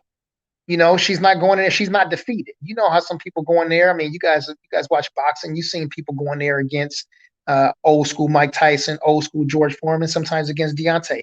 They get in there, and once they feel that first punch, they're like, okay, this is a different ball game. Or they go in and just defeated off of the name. Juliana is a scrapper, and she's ready. So that's all I wanted to see. I wanted to see, one of the top 10 girls who wants to fight Amanda. And I think Juliana Pena goes in there and gives her a tough fight. I believe Amanda may pull that one out, but I think Juliana gives her a good fight. But I'm glad that the fight was being made. And Amanda, just let me put this into perspective. Amanda didn't want this fight. Let me say it again. Amanda did not want this fight. I sent it to a few people. I think me and Tank may have talked about it a couple of weeks ago. And she was saying that Amanda was saying that Juliana should fight against Jermaine again. She should fight Holly, and she threw out another name, but she was trying to set her up for other fights, doing that whole Keith Thurman thing. Well, this person should fight that person. They should fight them. No, how about you step in the ring and fight me? So I'm excited for it, man. But yeah, that's going down in August. Go ahead, DJ. What you got? All right, then let me bring some real to this conversation. My guy DB can sell water to a well. So let's put this into perspective. She's 2-2 in her last 4 fights, right? And she's fought 4 times in 5 years. Now she's dealt with a lot of injuries as well. She also took time off because she had a baby. But Amanda Nunes beat Jermaine Durandamy twice. Who, if you don't know who, let me say her name right, Jermaine Durandamy. She beat her twice, and if you don't know who Randami is, look her up on YouTube. She actually knocked out a man in a kickboxing fight, in an exhibition kickboxing fight. She knocked the man out cold. So, and she's also a police officer. So she's a bad chick, man. But Amanda Nunes TKO'd her in their first fight, and in the second fight, she won a dominant 5-round decision. Another lady who Juliana Pena lost to, one of my personal favorites. She has a fight coming up, Valentina Bullet Shevchenko. Now, the first fight with Shevchenko, Amanda was able to control the first 2 rounds, but Bullet came on in that last round and really put it on her. And it was a unanimous decision, but it was a 2 rounds to 1 win. So they ran it back. And in my opinion, that second fight probably could have went to Shevchenko. That was a very good fight. Shevchenko still maintains to this day that she won that fight, and I have no real argument for that. It was a great fight, but the judges gave the decision to Amanda Nunes. Now, Amanda Nunes, the two girls that stopped Juliana Pena, Amanda Nunes beat them twice. So the only reason, in my opinion, that Juliana Pena is getting this fight is because she's the only one left. She's the only one that Amanda hadn't beat, and that's because she hadn't fought her yet. It's something different when Amanda Nunes hits these chicks, and you saw it in that last fight with Megan Anderson. You saw it in that fight with, probably should have been stopped against Felicia Spencer. I believe that fight should have been stopped around the third round, but they let her finish the fight. When she hits these girls, it's something different. You see their head pop back in a way that you don't see with other girls. Oh yeah, she also, to her wanting to fight, you know who else wanted to fight her? Holly Holm. Holly Holm got knocked out in the first round via head kick. You know who else wanted to fight her? Chris Cyborg, who's probably the most terrifying female MMA fighter ever. She knocked her out in the first round. These girls want the fight. They want to fight Amanda because she's the champion. That's the next step up. But a couple straight rights later, and a couple leg kicks later, and a failed takedown later, they realize that Amanda's different. The way she turns over punches and the way she manages range, she has these long arms. She's kind of like the way she throws her punches is kind of like a Terrence Crawford. Terrence Crawford catches you a lot at the end of his punches because he has long reach. So she catches these girls at the end of her punches, and they're not able to really get inside of her range that well. And if she could just step back and piece you up, you have no shot in the fight. I'm not going to say Juliana Pena has no shot because she is a wrestler. She does have good grappling. She used to train up in Washington. I think she still trains up in Washington, in that same camp with Michael Chiesa and Misha Tate, that whole camp up there in Washington. So she has great grappling. Now her striking, there's something to be desired there. So, like I said, I believe she's getting this fight because she's the only one left, and she said she wanted it. She said she didn't want the fight because why is she wasting my time? Girl, people have gone through that. I don't think it's the Keith Thurman situation. I believe Keith Thurman was actively ducking people. She's like, oh my God, man, like the girls I've already beaten, she's losing to. So why am I wasting my time with this? It's like, so now don't get me wrong. Like I said, everybody has a chance. This is an unpredictable sport. Crazier things have happened. I didn't think Chris Weidman had a chance to beat Anderson Silva, but there you go. So we'll see what happens. I think Amanda starches her inside of 2 rounds. I think she'll shoot for a sloppy takedown. Amanda is a black belt in Brazilian Jiu-Jitsu, like we saw in that last fight against Megan Anderson. After she popped that head back, Megan fell, and she jumped on top of her and choked her out. So I don't think this fight will be that interesting. I'll say that much.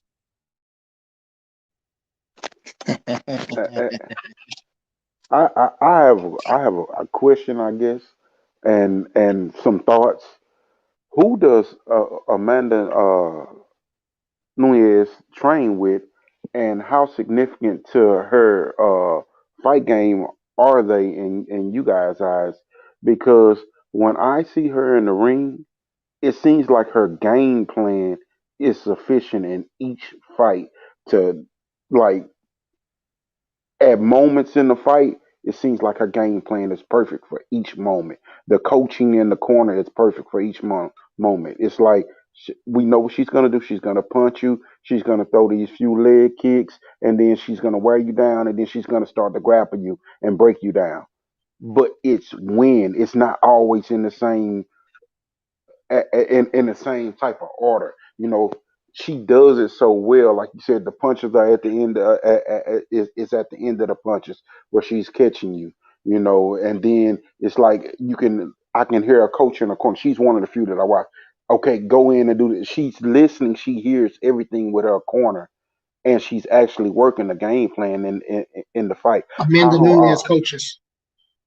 Huh? Amanda Nunes coach. You said Amanda Nunes coach. I'm sorry. Go ahead. I'm sorry. I thought you paused for a second. Yeah. Well. That pause was more of that. Come on in, and yeah, her coaches. How significant are they to the game plan? Just because of the way she works her game plan and in the ring. Her You want to get coaches. this one, DB? Yeah, but it's gonna be a lot. So you could piggyback right off of it. But her coaches, the main coaches are Mike Brown and Dean Thomas at ATT, which is a huge gym, American Top Team, which is out in Florida. And, Kamaru Usman was at that. No, I'm sorry. Tyron Woodley was at that gym. Cody Covington was at that gym. Jorge Masvidal is at that gym. Dustin Poirier is out of that gym. Joanna Jacek is out of that gym. Oh, man. Valerie Laredo. Valerie Laredo. Of course you say Valerie. You better know it. She's fighting in May, but go ahead, Hey, man. she fine.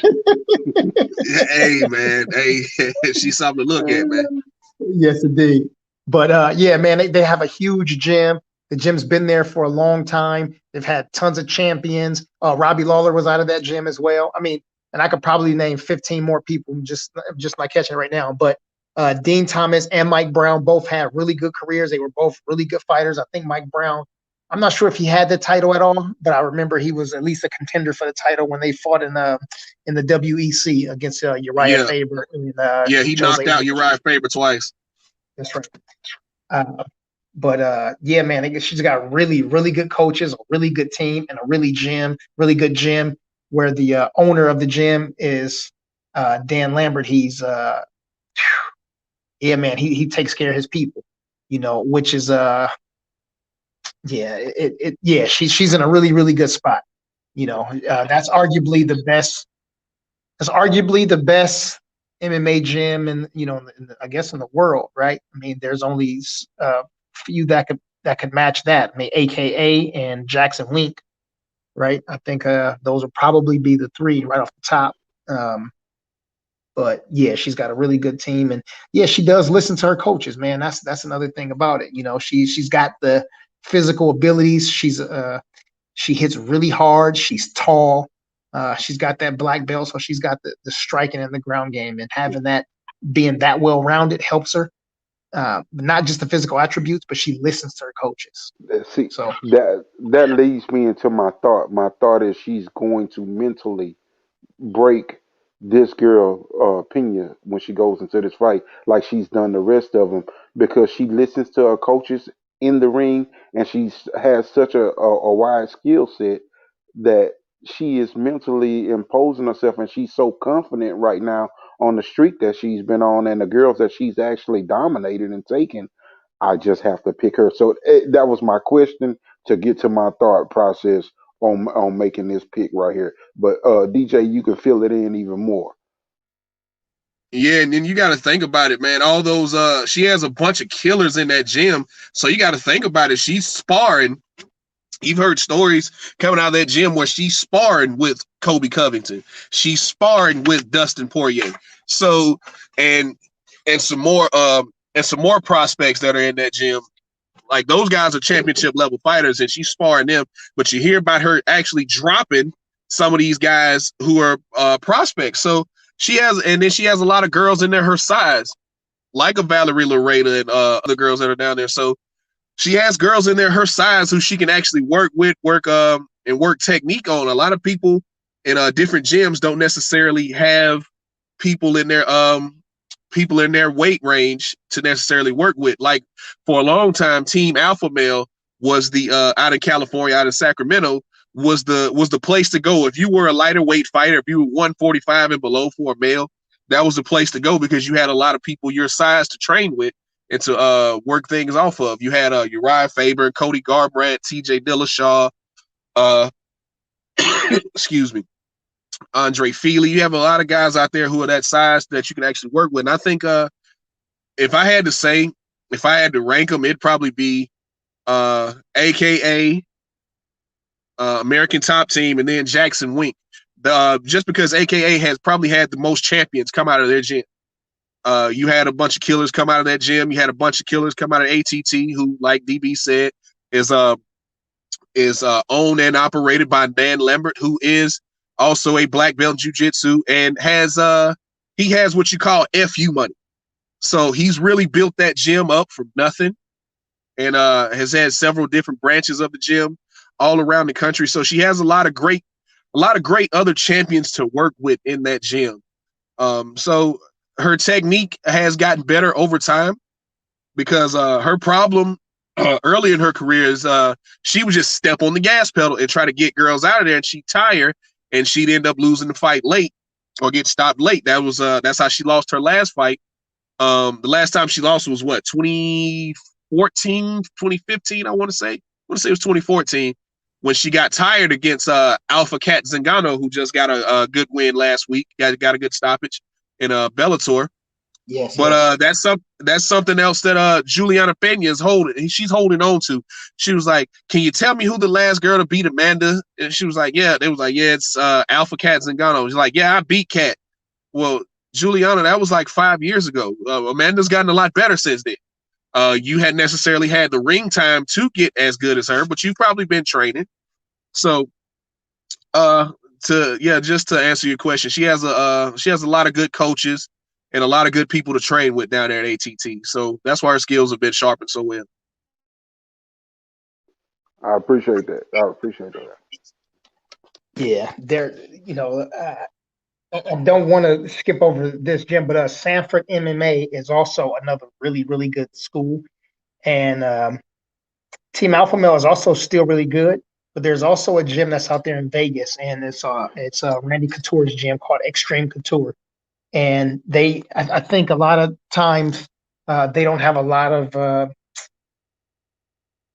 guys that are in the gym for a really long time, but that's the fight capital of the world, as they like to call it. So a lot of guys move down there and they start training. They didn't necessarily develop all of their skills down there, but it's a whole bunch of guys that's down there in that gym. So, and they got really, really good coaches, all experienced dudes. They have a nice gym down there. So yeah, that's another good.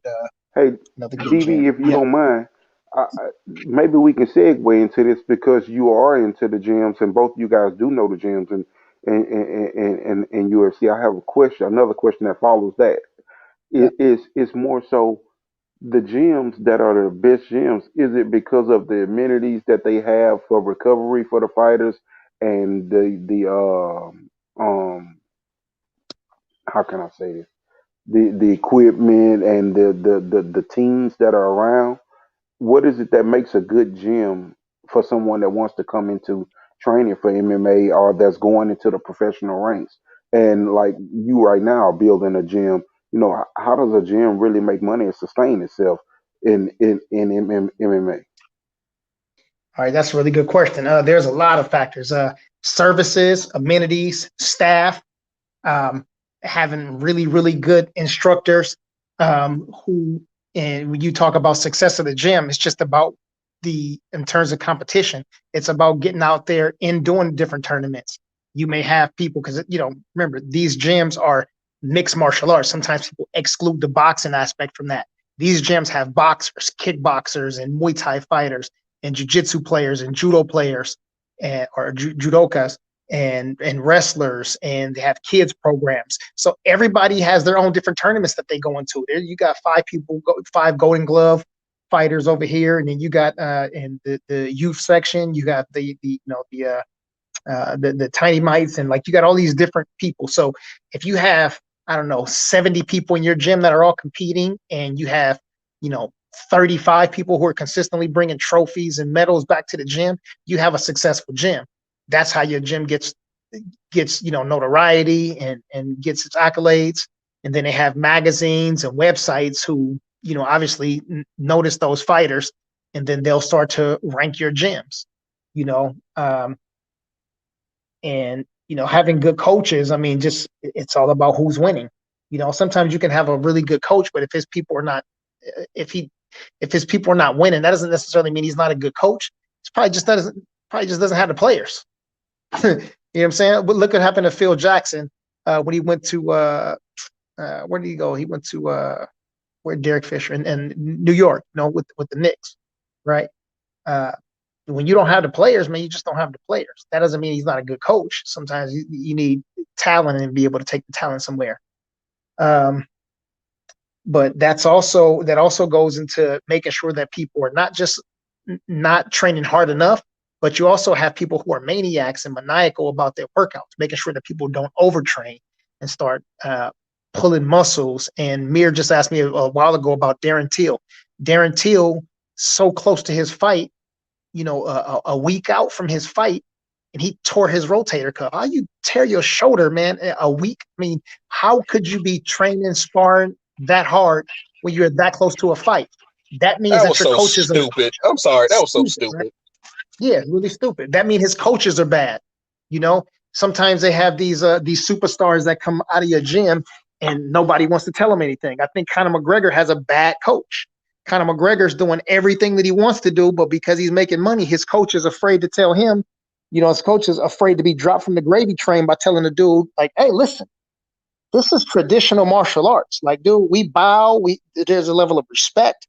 You respect people outside, and that's what you taught in martial arts from the time you were a young kid. If y'all ever took karate or taekwondo in your local, your locals in your areas, your local gyms, that's what you've been taught, and that never disappears. So there's a lot of different factors, though. It's you can have a small gym, like my coach's gym, who I'm gonna probably be partnering with pretty soon. Old coach, Ian Harris. We had the number 1 fight team in California and number 2 fight team on the West Coast. And we had all of these people coming out of there. We had Christos, we had Dima, we had Marcus Kowal, we had Gabe Rudiger, we had Dan Hardy, we had, there's a ton of people, Chad George, we had a bunch of people coming out of the gym. And our gym was really, really small. It was, I don't know, I would say it was a tiny gym, man. We were probably 3,500 square feet, and we had a bunch of dudes on the squad. The Matrix Stings. We had this is a local spider, not Anderson Silva, but there's a ton of dudes, man. So yeah, there's a lot of things that go into it, though. But yeah, those are definitely some of the factors, though. That's a good question. And it's also how that individual fighter likes being coached. Like, you get some smaller gyms where you got a guy like Max Holloway. He's out there in Hawaii, and the gym is solely focused on him. Now I think Yancy Medeiros is out there as well, and I think Brad Tavares is also out there. But the gym is and you have Stipe up in Ohio. His coach and his gym is mainly focused on him. Like, a lot of people benefit from that as well. A lot of people don't necessarily thrive in these bigger gyms because you don't get the individual attention that you may need to succeed as a fighter. So another big gym, DB, City Kickboxing out there in New Zealand. That's another good gym. Another good budding gym with that has the champion Israel Adesanya out there. Has Dan Hangman Hooker out there. You have the featherweight champion Alexander Volkanovski out there. And there's another guy out there as well, man. He's a killer. I think he's a lightweight. He's a lightweight as well. I can't remember his name, but he just won not too long ago. I can't remember his name. But you also have Mark Henry's gym up in New Jersey that had Frankie Edgar and Marlon Moraes and Edson Barboza. There's a lot of smaller gyms as well that will give you hands-on individual attention, whereas somewhere like ATT, unless you have a fight coming up,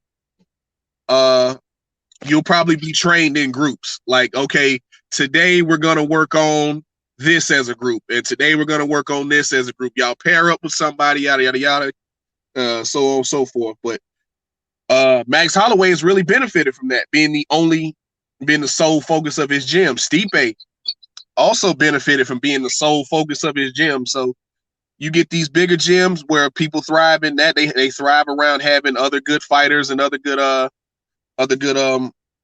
jiu-jitsu players and other good kickboxers in their gym. Like Sanford MMA, they had their striking coach out there still Tyron Spong, which if you follow kickboxing, he's one of the best kickboxers on the planet before he had to retire early due to injury. So that's how Kamaru Usman and Vicente Luque and Gilbert Burns, and Anthony Rumble Johnson, they all learned their striking from him. So you get some smaller gyms, and also the MMA lab out there in Glendale, Arizona, where Benson Henderson is. You get I think Drakkar Close is out there. Who else? Sean O'Malley is out there. So you get a lot of these smaller gyms as well who you benefit from just having that one-on-one attention. Now, one other question, kind of going from this into back into fighters. Are any of these top gyms like this? Do they develop rivalries, and then are any of these fights coming up soon? If there are developmental rivalries from these gyms, they train together, and it's a combat sport. So you think they would develop some rivalries? Are any of these gyms fighters going against each other anytime soon? And does that play a part into the whole selection of competition also? Yes. I'm about to say, Uriah DB, you want to Faber's get this one? Yeah, just real quick. So Uriah Faber's gym up in Sacramento has a cross-state rivalry with Dominic Cruz's gym, Dominance or Alliance down in San Diego. And yeah, there's probably 5 fighters there, and probably about 10 fighters up there. They hate each other, And Dominic Cruz, I think he beat just about everybody in their gym except for Cody Garbrandt when they fought. That's how Cody became the champion. But yeah, those gyms hate each other. There's also American Top Team, which is Amanda Nunes and George Masvidal and those guys. That gym versus Kamaru Usman's gym, which is Sanford, but it used to be called the Black Zillions. They have a cross-state Florida rivalry, and yeah, so yeah, it definitely does exist. There's a couple in Vegas, Texas. Yeah, but there's definitely AKA and Jackson Wink. Oh yes, absolutely, yeah. So. Yeah, they definitely exist, and there's some high-profile fighters in all of those gyms who lead the way. Are we getting any of those fights here soon? Because I want them now. It gives me something to look out for. We've been getting them, and they won't stop. Okay. Yeah, it's that's the one thing that unlike boxing, somebody calling you out, you embarrassed. You know what I'm saying? For somebody to call you out and you not to say anything. Like you repping the gym. You repping the gym. You part of a stable. So now it makes more sense like that. Like if you were to think in boxing, PBC, any fighter that got called out by a top ranked fighter, when Errol said they sit me next to these top ranked dudes, man, it's like that's the mentality that we need going into the fight. Now when you say this in MMA, it's like, yeah, these gyms is a brotherhood. Same thing that you were saying earlier with certain senseis. You won't get your black belt for years because you go out and you represent the gym. You represent that company. So it's the same thing with these stables. So that makes sense. I like that. I think I'm being tuned more. Yeah, Dominic Cruz had a famous quote after he after he won the fight against TJ Dillashaw. And somebody else, I think Cody Garbrandt called him out at that time. He was like, "Yeah, I made my career beating up alpha fails." I bought my house off of beating up you guys. Yeah, I built my house off of beating up Team Alpha. Oh yeah, another good rivalry, DB. Remember Novo União down there in Brazil and Team Alpha Male? Yes. That was a good rivalry where you had Novo União at that time had Jose Aldo and Renan Barão. And I think John Lineker was down there, and they were fighting against guys like T.J. Dillashaw and your Chad Mendez's and Uriah Faber's. Like those, as far as like the smaller gyms, like where the smaller fighters come from, Novo União, Alliance, and Team Alpha Male had a good rivalry for at least, I want to say a good 7-8 years. They were all fighting each other. And you hear people say that's how Cody Garbrandt was able to beat Dominic Cruz, how he was able to be the first one to break through. Because you got to think about it. You went through 3 camps preparing for Dominic Cruz with Uriah Faber. You went through 2 camps preparing for you went through a camp with TJ Dillashaw preparing for Dominic Cruz. You went through a camp with so you had 4 camps, I want to say it was. You had 4 camps preparing for one fighter. And by the time that 5th camp rolled around, okay, we think we got it figured out now. And that's how Cody Garbrandt was able to beat him. Because Justin Buchholz, who was a coach out there at Team Alpha Male, was able to mimic Dominic Cruz's footwork. And that's something that they weren't able to figure out for years. And if you ever seen Dominic Cruz fight, you know exactly what I'm talking about. If you haven't seen it, look it up. He has some of the most herky-jerky, awkward footwork that you've ever seen. He's hard to hit. He was hard to hit in his prime. So by that 5th camp, you got it figured out, and that's how Cody Garbrandt was able to beat him. Now, another question off of what you just said, because I had it in mind. Text DB. Now, a fighter like that, when you say that was something to work on in that camp that he had, a fighter like that comes to mind right now is Kevin Holland that you've been talking about, DB. How does he bounce back from the loss that he had? Yeah, so he's got a really respected jiu-jitsu coach, Travis Luter. But after his fight, Travis Luter is strictly a jiu-jitsu guy. Like, he doesn't have great striking, he doesn't have great wrestling. In terms of submissions, though, really, really strong. And he's a stout, like a strong dude. Just one of those dudes. You hit somebody, you hit them really, really hard, and they barely move. He's one of those dudes. Like, he's got a really, really good base. So after the fight, during the post-fight press conference, he said that he was going to spend about a week or so with his son, and then he was going to come back to California, where he's from, but he was going to go up to San Jose and train with AKA, where Khabib and Daniel Cormier, Cain Velasquez, and a bunch of high-level wrestlers are. And he said he was going to go up there and stay for a little while and work on some wrestling. So if he knows what it is and he addresses it right away, then look out. If he can just prevent the consistent takedowns, and he can get taken down in a round, but then the next round stay on his feet, and maybe the next round get taken down but pop right back up. It's stuff like that. That's an improvement. And then 3 or 4 fights down the line where he gets against a good wrestler and they can't take him down. You see how Izzy's not taken down by guys. He got taken down by Jan because Jan's just a really big dude, and he knew he couldn't do nothing with Izzy standing up. So he said, "Man, forget that. I'm tired of getting jabbed in my nose. I'm finna go for his legs and see if I could just lay on top of him for a little while." But yeah, he made the adjustment first of all in his mind, and now he's making the physical adjustment. So Kevin Holland will be all right. He's always gonna be a striker, but he'll improve on that a bit. Yeah. Again, but he still won't be able to, he's a 170 pounder that's really tall. So, he walks around in the 180s, 190s. So he's almost not even having to cut weight when he fights at 185. But if he goes down to 170, he can really do some damage down there and beat a whole bunch of guys. I still don't think he beats Kamaru Usman, but he can go down there and cause some damage. Yeah. What's Michael Page fight at? That's funny that you said that. I was actually getting ready to say that, but let me say what's up to these brothers here in the chat. Aaron 24 mentioned. Yeah, he was talking about Kai Kara France and also Brad Riddell. Those are the 2 people I was thinking about at City Kickboxing. Let's see. What happened to Pat Miletich? That's it. Yeah. Yeah, Brad Riddell. Birdman said, "What about Pat Miletich's group?" A lot of the fighters were injured, got older, moved away because nobody wants to live in Bettendorf, Iowa, and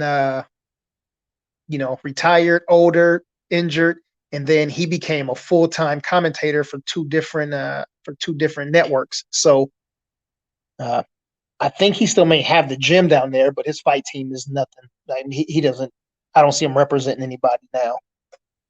And also, he had that old school style of training where the only way to get in there and learn was to get in there and let another man your size beat the piss out you in training. So a lot of guys start wising up in training. Like, wait a minute, we don't have to literally fight in training. That's how a lot of those guys got injured too, man. From Robbie Lawler and Matt Hughes and Tim Sylvie, a lot of those guys, man, they ended up, old and beat up fighters because they would beat the brakes off each other in sparring. And the more the sport progressed, people started to realize, wait a minute, we don't have to fight every time we're in the gym together. So that's why a lot of guys started leaving his gym and started learning more technique. Yeah. Tino says Kevin took the second fight on 3 weeks' notice. Yeah, that's got to be factored in too. They definitely got to say that because they use that excuse for Jorge Masvidal when he fought against Kamaru Usman.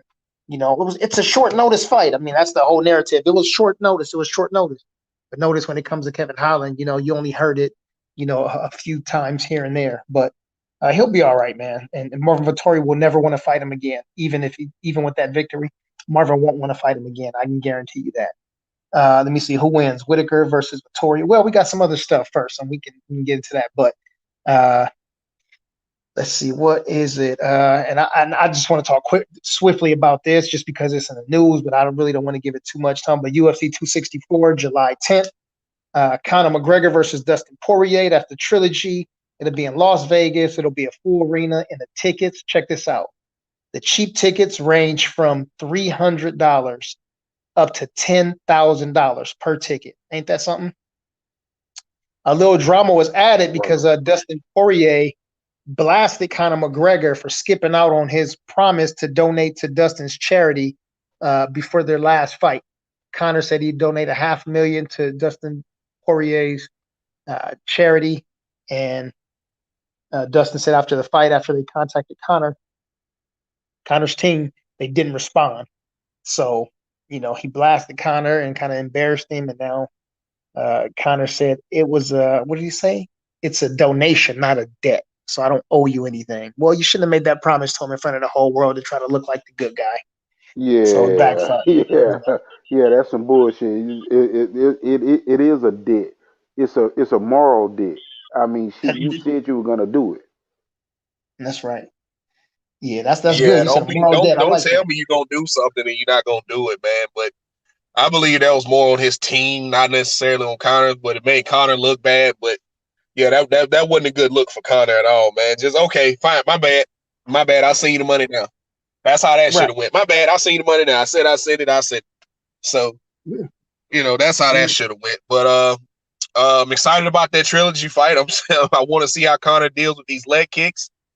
And I want to see how he comes back, man, from getting TKO'd. So I hope this knockout is faster than Ben Askren got knocked out by Masvidal. I want Dustin Poirier to blink and Conor McGregor falls out. Can't stand that guy. Kyle said, "Are we worried about his confidence at all?" Kevin, I think you're talking about Kevin Holland. I don't think he's a guy that suffers from low self-esteem or confidence issues. He saw what the problem was and he's addressing it. If he goes over there with that team, just getting little pieces of advice and stand down there for a month or so, that's going to do great wonders for him. Things that he can work on. And then when he's fighting against a wrestler, what he'll do is he'll just go back down there for his training camps. Because he'll always be in his gym. He's a kung fu fighter and a stand-up fighter, by his first discipline, and then after that, jiu-jitsu, and he's got a black belt, so he doesn't really have to worry about that much. If he's gonna fight a wrestler, he does this camp over there at AKA, and Khabib is coaching now, so Khabib says he want to coach not just his guys, but any guy that comes through AKA, so he'll be in a corner for a lot of guys, helping with the wrestling. But enough about the devil and the Rock'em Sock'em Robot. Unless y'all got something else y'all want to cook on that. You were saying you was I was just about gonna Michael piggyback Page. off Kevin Holland moving down to one. I believe he really does need to move down to 170, man. I believe he'd be great at 170. But eventually he'd have to run into Kamaru Usman, and he definitely have to work on his wrestling before that. So, he'd run into Kamaru Usman. I think he'd do great against somebody like Wonder Boy. I think he'd do great against somebody like Leon Edwards. I think he could possibly beat Vicente Luque. Michael Chiesa would probably try to grapple with him. I think he'd do good against Kobe Covington. So, I'm just looking at that upper echelon at 170. I think he'd do great, man. I think he'd do great against George Masvidal. And everybody except Usman in that 170 weight class, I think he has a great chance with. So I believe a move to 170 would be really good for him. Yes, indeed. Let's see what else we got before we finish this up, man. So Robert Whitaker this weekend at UFC Vegas 24. Robert Whitaker, aka Bobby Knuckles, against Kevin KG Gastelum. That's going to be a good fight. Both of those guys have good boxing. They got good kickboxing, both good wrestling and both good jiu-jitsu. Very well-rounded fighters. This fight was supposed to happen, I think, maybe 3 years ago or something like that. But Kevin Gastelum, I believe he had a staph infection, if I'm not mistaken, so he had to pull out of that fight. And then they wanted to reschedule the fight again. Then Robert Whitaker had an injury, and then he ended up having another fight, and he ended up getting the Izzy fight after that.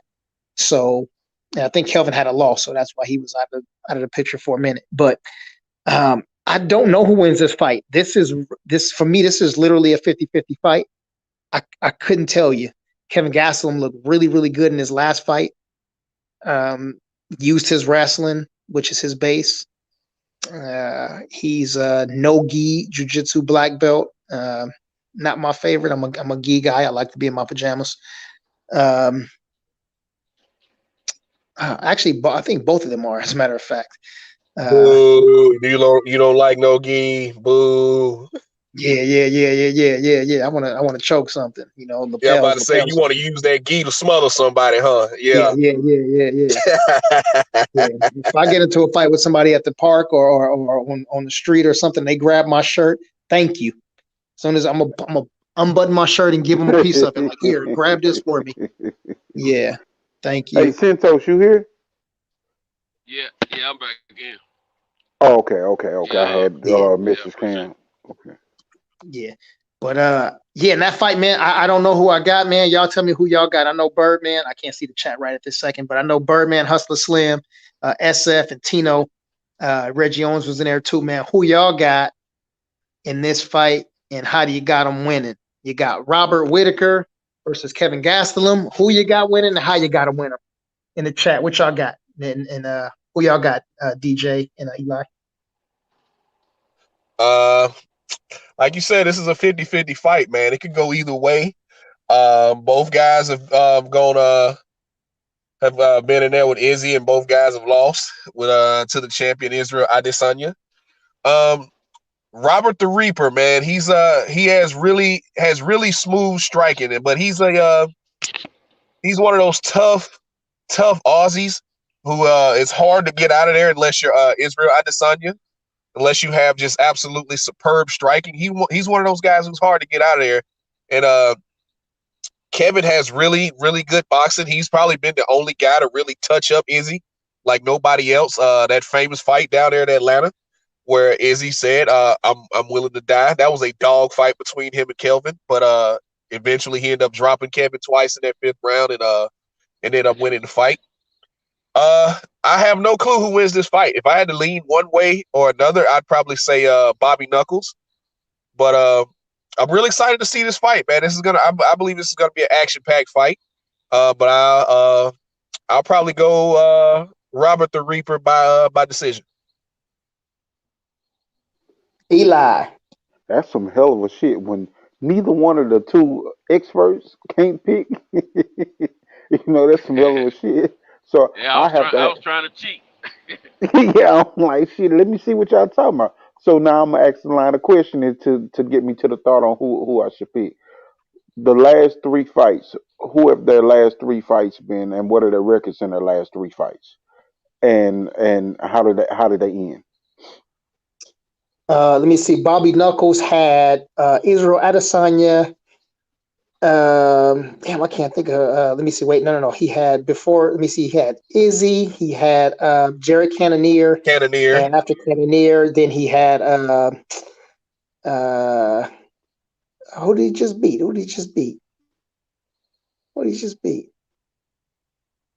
Jared Cannonier. Damn. Was it Teal?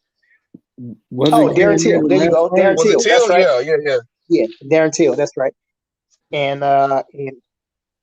Kev, who did Kev just fight? Kev just fought. I know he lost to Jack the Joker over in Abu Dhabi. Right. Who did he lose? Who did he lose to after that? I think he forgot who he fought last, but I know he won that fight.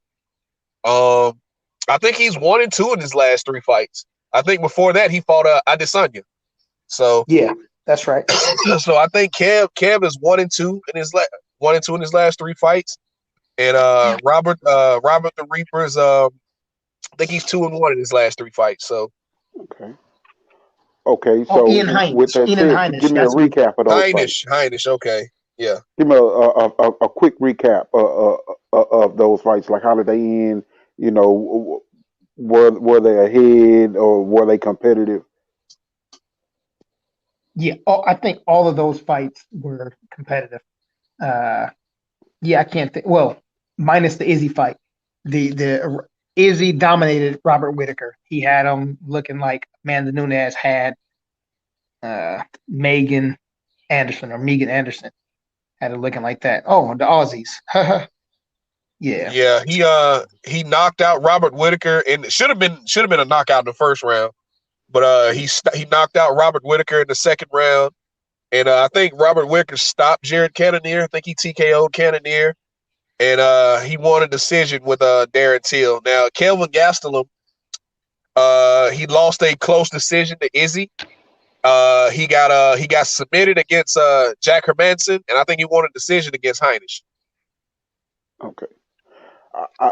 I'm gonna go with Gaston. He's 2-1. That when they fought the same fighter, a highly skilled fighter, he had a close, a good fight with him.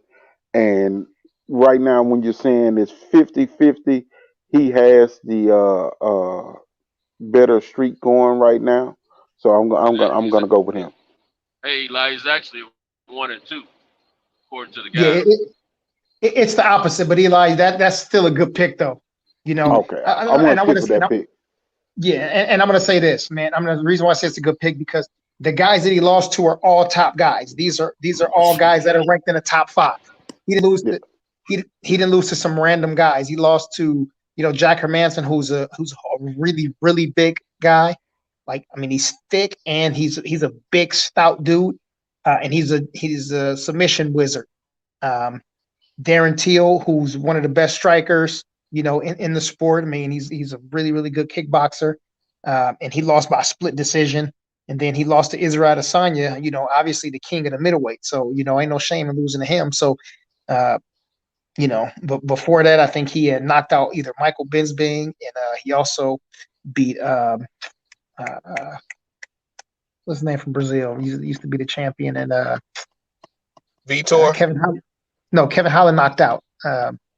Jacare. He beat Jacare. So yeah, his resume is solid. So yeah, these are both top of the food chain guys, man. Like, they're not losing the slouches.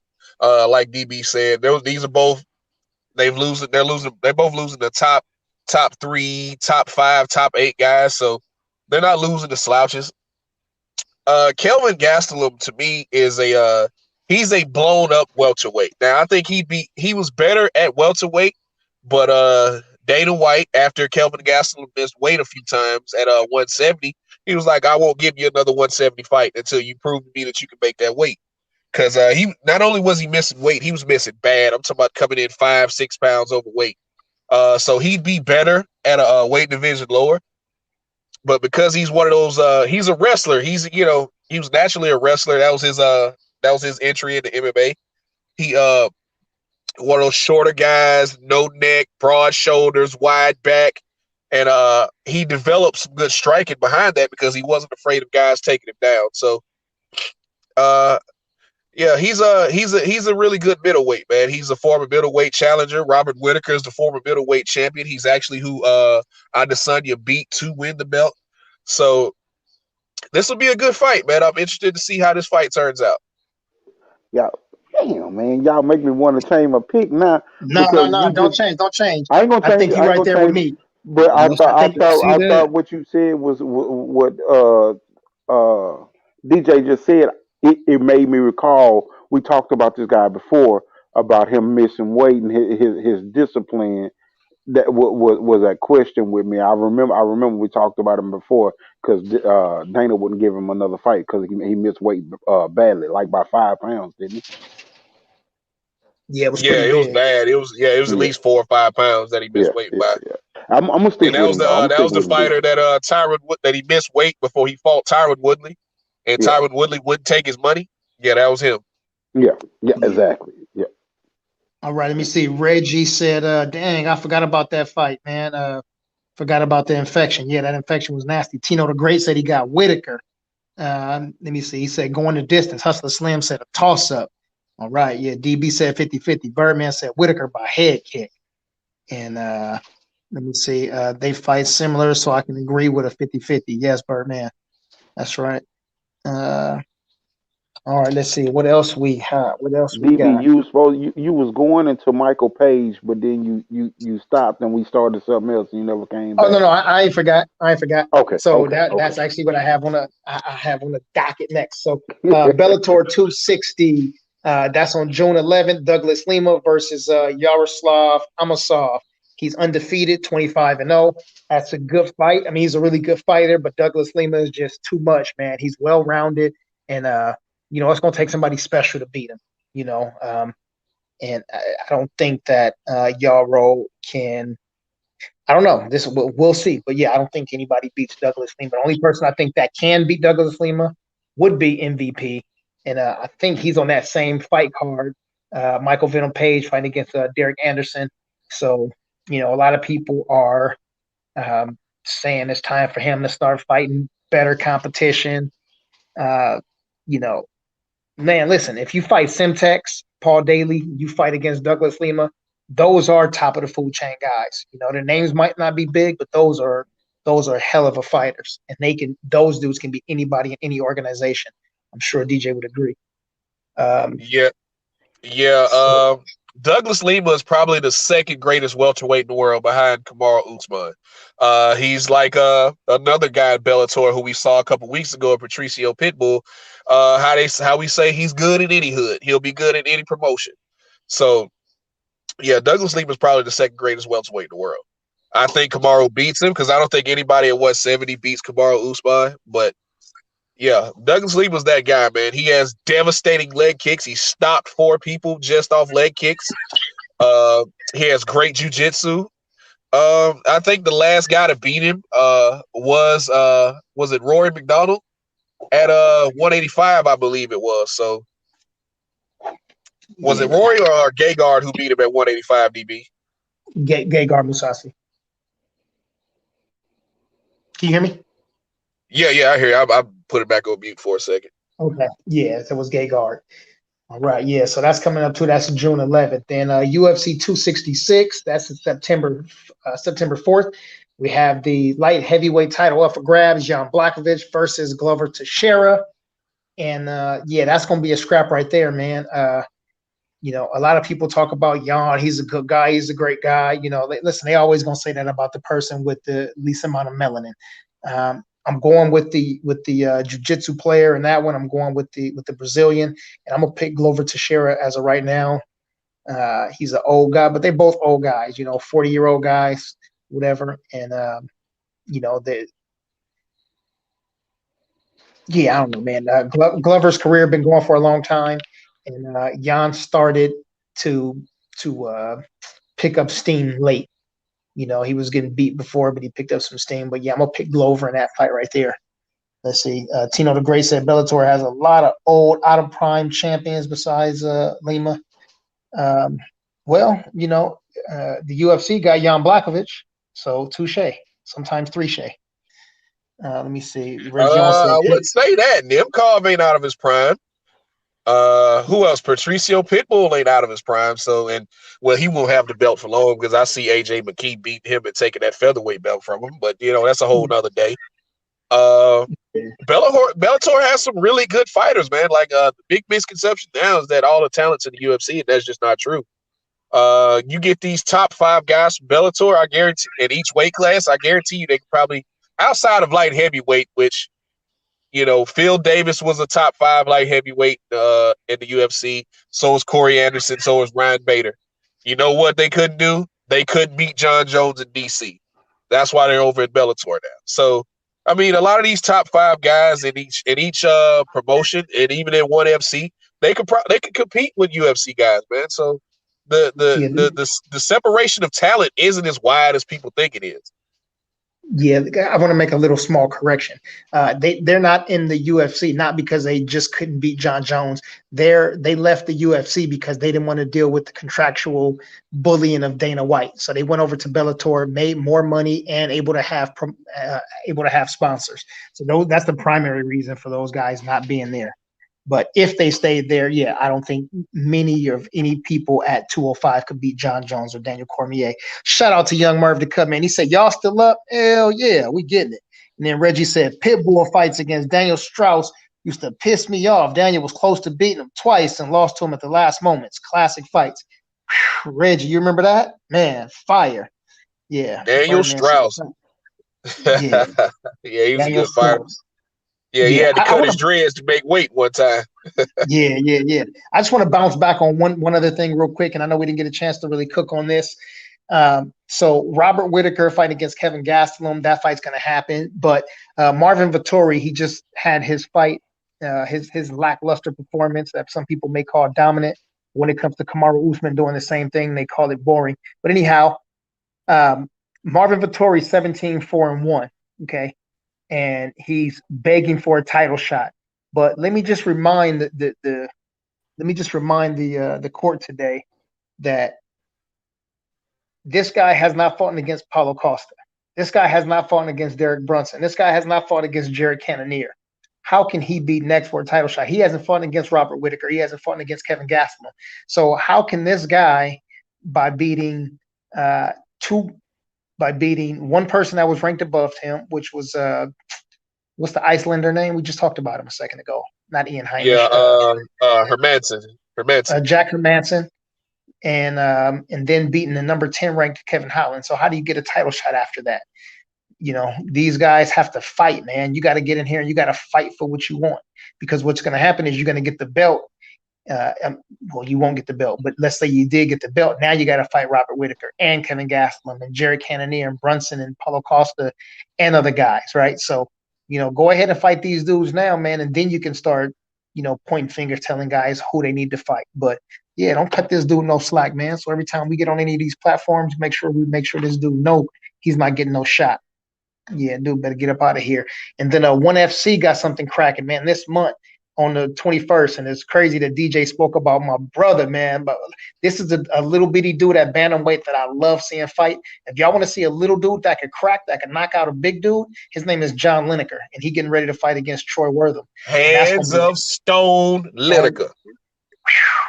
Man, this is a little dude. You can tell when you see him throw, he throws with everything and every ounce of his being, and he's trying to knock dudes' heads off. So I think that's a real good fight, and that's in ONE FC, and that's on April 21st. What else you got, DJ?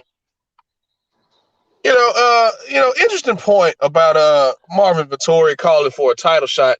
I just want to rewind the show back about an hour.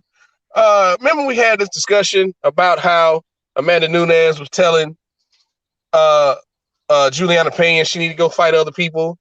Right. He was like, nah, give it a fight. So I just want to know what the difference is between what Marvin Vettori's doing, calling for a fight when he hadn't fought other guys, hadn't fought other top guys, and he's calling for a title shot, whereas Juliana Pena has fought the other top girls and lost. So, I mean, and she's still calling for a title shot. So I just, Well, you just answered your own question. Israel Adesanya has beaten the other guys in front of him. He's beaten Paulo Costa. He's beaten Robert Whitaker. So, I mean, and Yoel Romero ain't there, but he beat Yoel Romero. So he's next in line. Now, I don't agree with the matchup. I don't think he's earned it, but just like I keep want to call that girl Raquel Pennington. Just like Juliana Pena, unfortunately for him, he's next in line to get beat up by the champion, just like Juliana Pena, because Amanda Nunes has beaten all the other girls in front of her. She's next in line. So, got it. So that's just, that's that comparison. Okay, so let me answer it for you. So Izzy already beat him. It's before he had the belt, but Izzy already beat him. See, I think that you see things as who hasn't the champion beat, so they can just stack up people on their resume, right? If that was the case, then Kamaru Usman wouldn't be fighting against Jorge Masvidal again. If that was the case, then Francis Ngannou shouldn't have gotten a shot at Stipe Miocic. It should have been Curtis Blades, or it should have been Derek Lewis, or it should have been somebody else. Sometimes you got to go back and you got to fight people 2 times.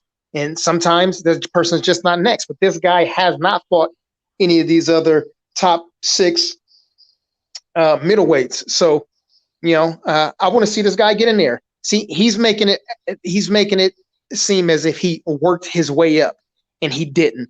This is just like Khamzat Chimaev, who Dana White just happens to like because he came in and got some first-round finishes, and put him against Leon Edwards, who was ranked the number 2, and they ended up dropping him down. But anyway, he's basically the number 1 contender for the title shot. If this guy would have come in there and beat him, they would have put Khamzat Chimaev as the next title contender when he hasn't fought one person in the top 12. Imagine that. So you see how that works? It's not just about who deserves a shot. It's about how they can market these people. Same thing with Conor McGregor. This guy didn't run through the best of the best in the division when he was coming up. He tried to catch Nate Diaz on short notice, and it didn't work out in his favor. He tried to catch he caught Chad Mendez on short notice. He caught Diego Brindle on short notice. That was the thing. Like, let's see if we can get this guy in here and get him a title shot because he's great for marketing. Let's not forget they ducked, dipped, dodged, and dove around Frankie Edgar. Let's not forget that one. Absolutely. Hey, like Demetrius Johnson, he didn't get no promotion. 0. Yeah. I mean, they tried, but nobody watched. They tried. I differ on that. I think they tried. Could they have tried harder? Yeah, but he was in commercials. He was, they had partners at that time, and he was in the commercials for Toyo Tires. He was in commercials for, what was it, Metro PCS. He was in commercials, and they tried to market him. They was putting his fights on Free Fox at that time. So they tried, man, but nobody watched. They even let him headline a few cards for pay-per-view. Now, where they failed at, in my opinion, they didn't stack the card behind him when he was on pay-per-view. They just put a bunch of top 10 contenders in his weight class and tried to showcase them like, hey, this who Mighty Mouse can fight next, instead of putting big name fights on top of up under him on his undercard. That's where they failed him at. But as far as like really trying to promote him, I think they tried. It's just that nobody really watched 125 pounders, especially when DJ was running through everybody. But I mean, like you said, it's hard to say you tried when you didn't even give him a card to work with to really draw people to it. Yeah, that's why I believe they could have done a better job. They could have stacked the cards on his card. They could have done that. Where does he go now after the last fight? He comes back and takes another fight, man. I mean, he's still the top of the food chain fighter. The guy he's fought, I'm not too familiar with. I'm pretty sure DB is, though. I'm not too familiar with, but for him to knock out DJ the way he did, I'm pretty sure he's a damn good fighter. And he's also fighting up a weight class because the way ONE FC does, they do, I spoke about this before, they do hydration tests, and they don't let you cut a lot of weight over there in Asia. So he's fighting up a weight class than what he was fighting at in the UFC. So that might have something to do with. And then also I spoke about this last week, him not having his longtime head trainer in his corner might also have something to do with him not looking as good as he did in the UFC. And he's also fighting top competition over there. So he'll be back, man. I believe he'll get some more wins. I don't think he's done. Yeah, you said it right there, man. Adriano Moraes is a really, really good fighter. He's young, but not too young. He's about 30 years old, which means that he's got a decent amount of experience. He's tall. He's like 5'8.5". He's a black belt in jiu-jitsu. He's a judo black belt as well. And he's got striking. And guess what? He's at America Top Team, that same gym with Amanda. And interesting. I didn't know that. That's interesting. I didn't know that. Yeah. That explains a lot right there. That explains. Yeah. Okay. Yeah. So, yeah, I mean, undefeated fighter no, actually he lost in one. He had a loss in one. Who did he lose to? God, I can't remember, but he did take a loss. But I think he's got one loss in maybe like his last 9 or 10 fights. Yeah. So, again, man, you go out there and you don't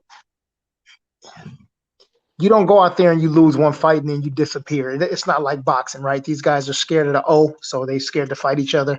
If I don't have my O, people are not going to be behind me anymore. Nah, man, you go out there and you win one fight and people right back on the bandwagon. You win 3 or 4 fights, especially if they're impressive.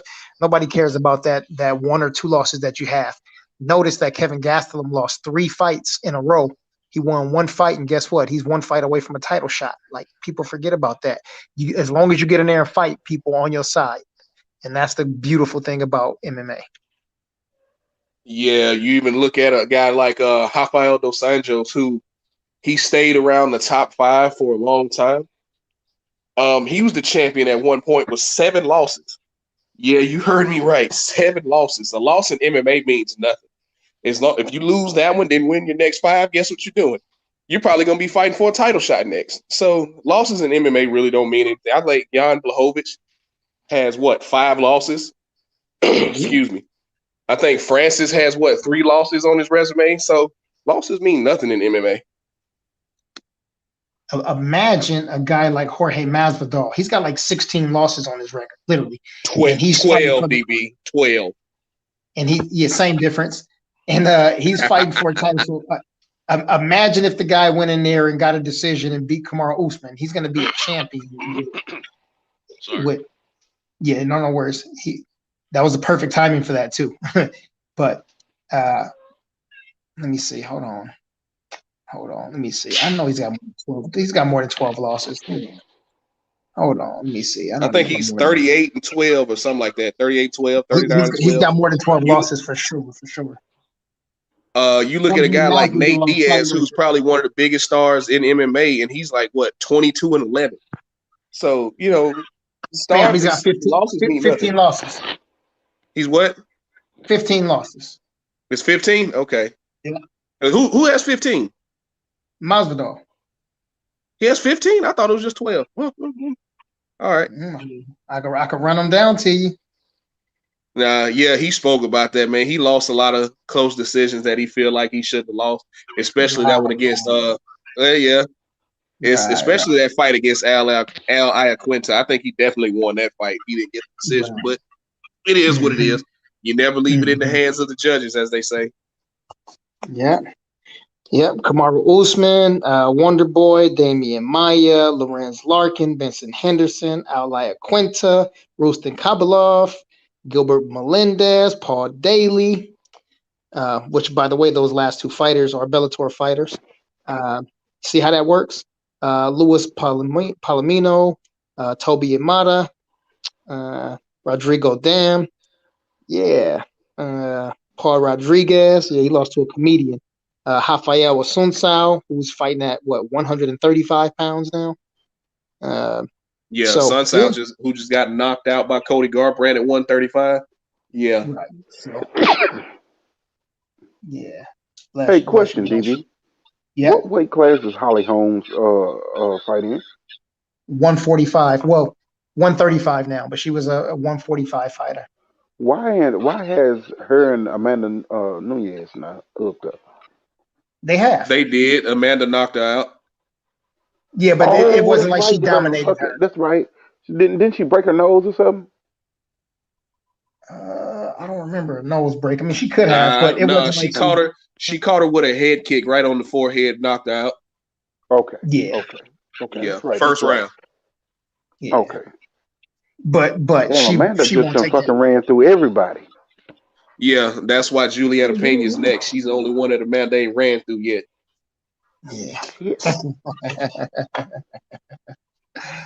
Oh man, these guys. Man.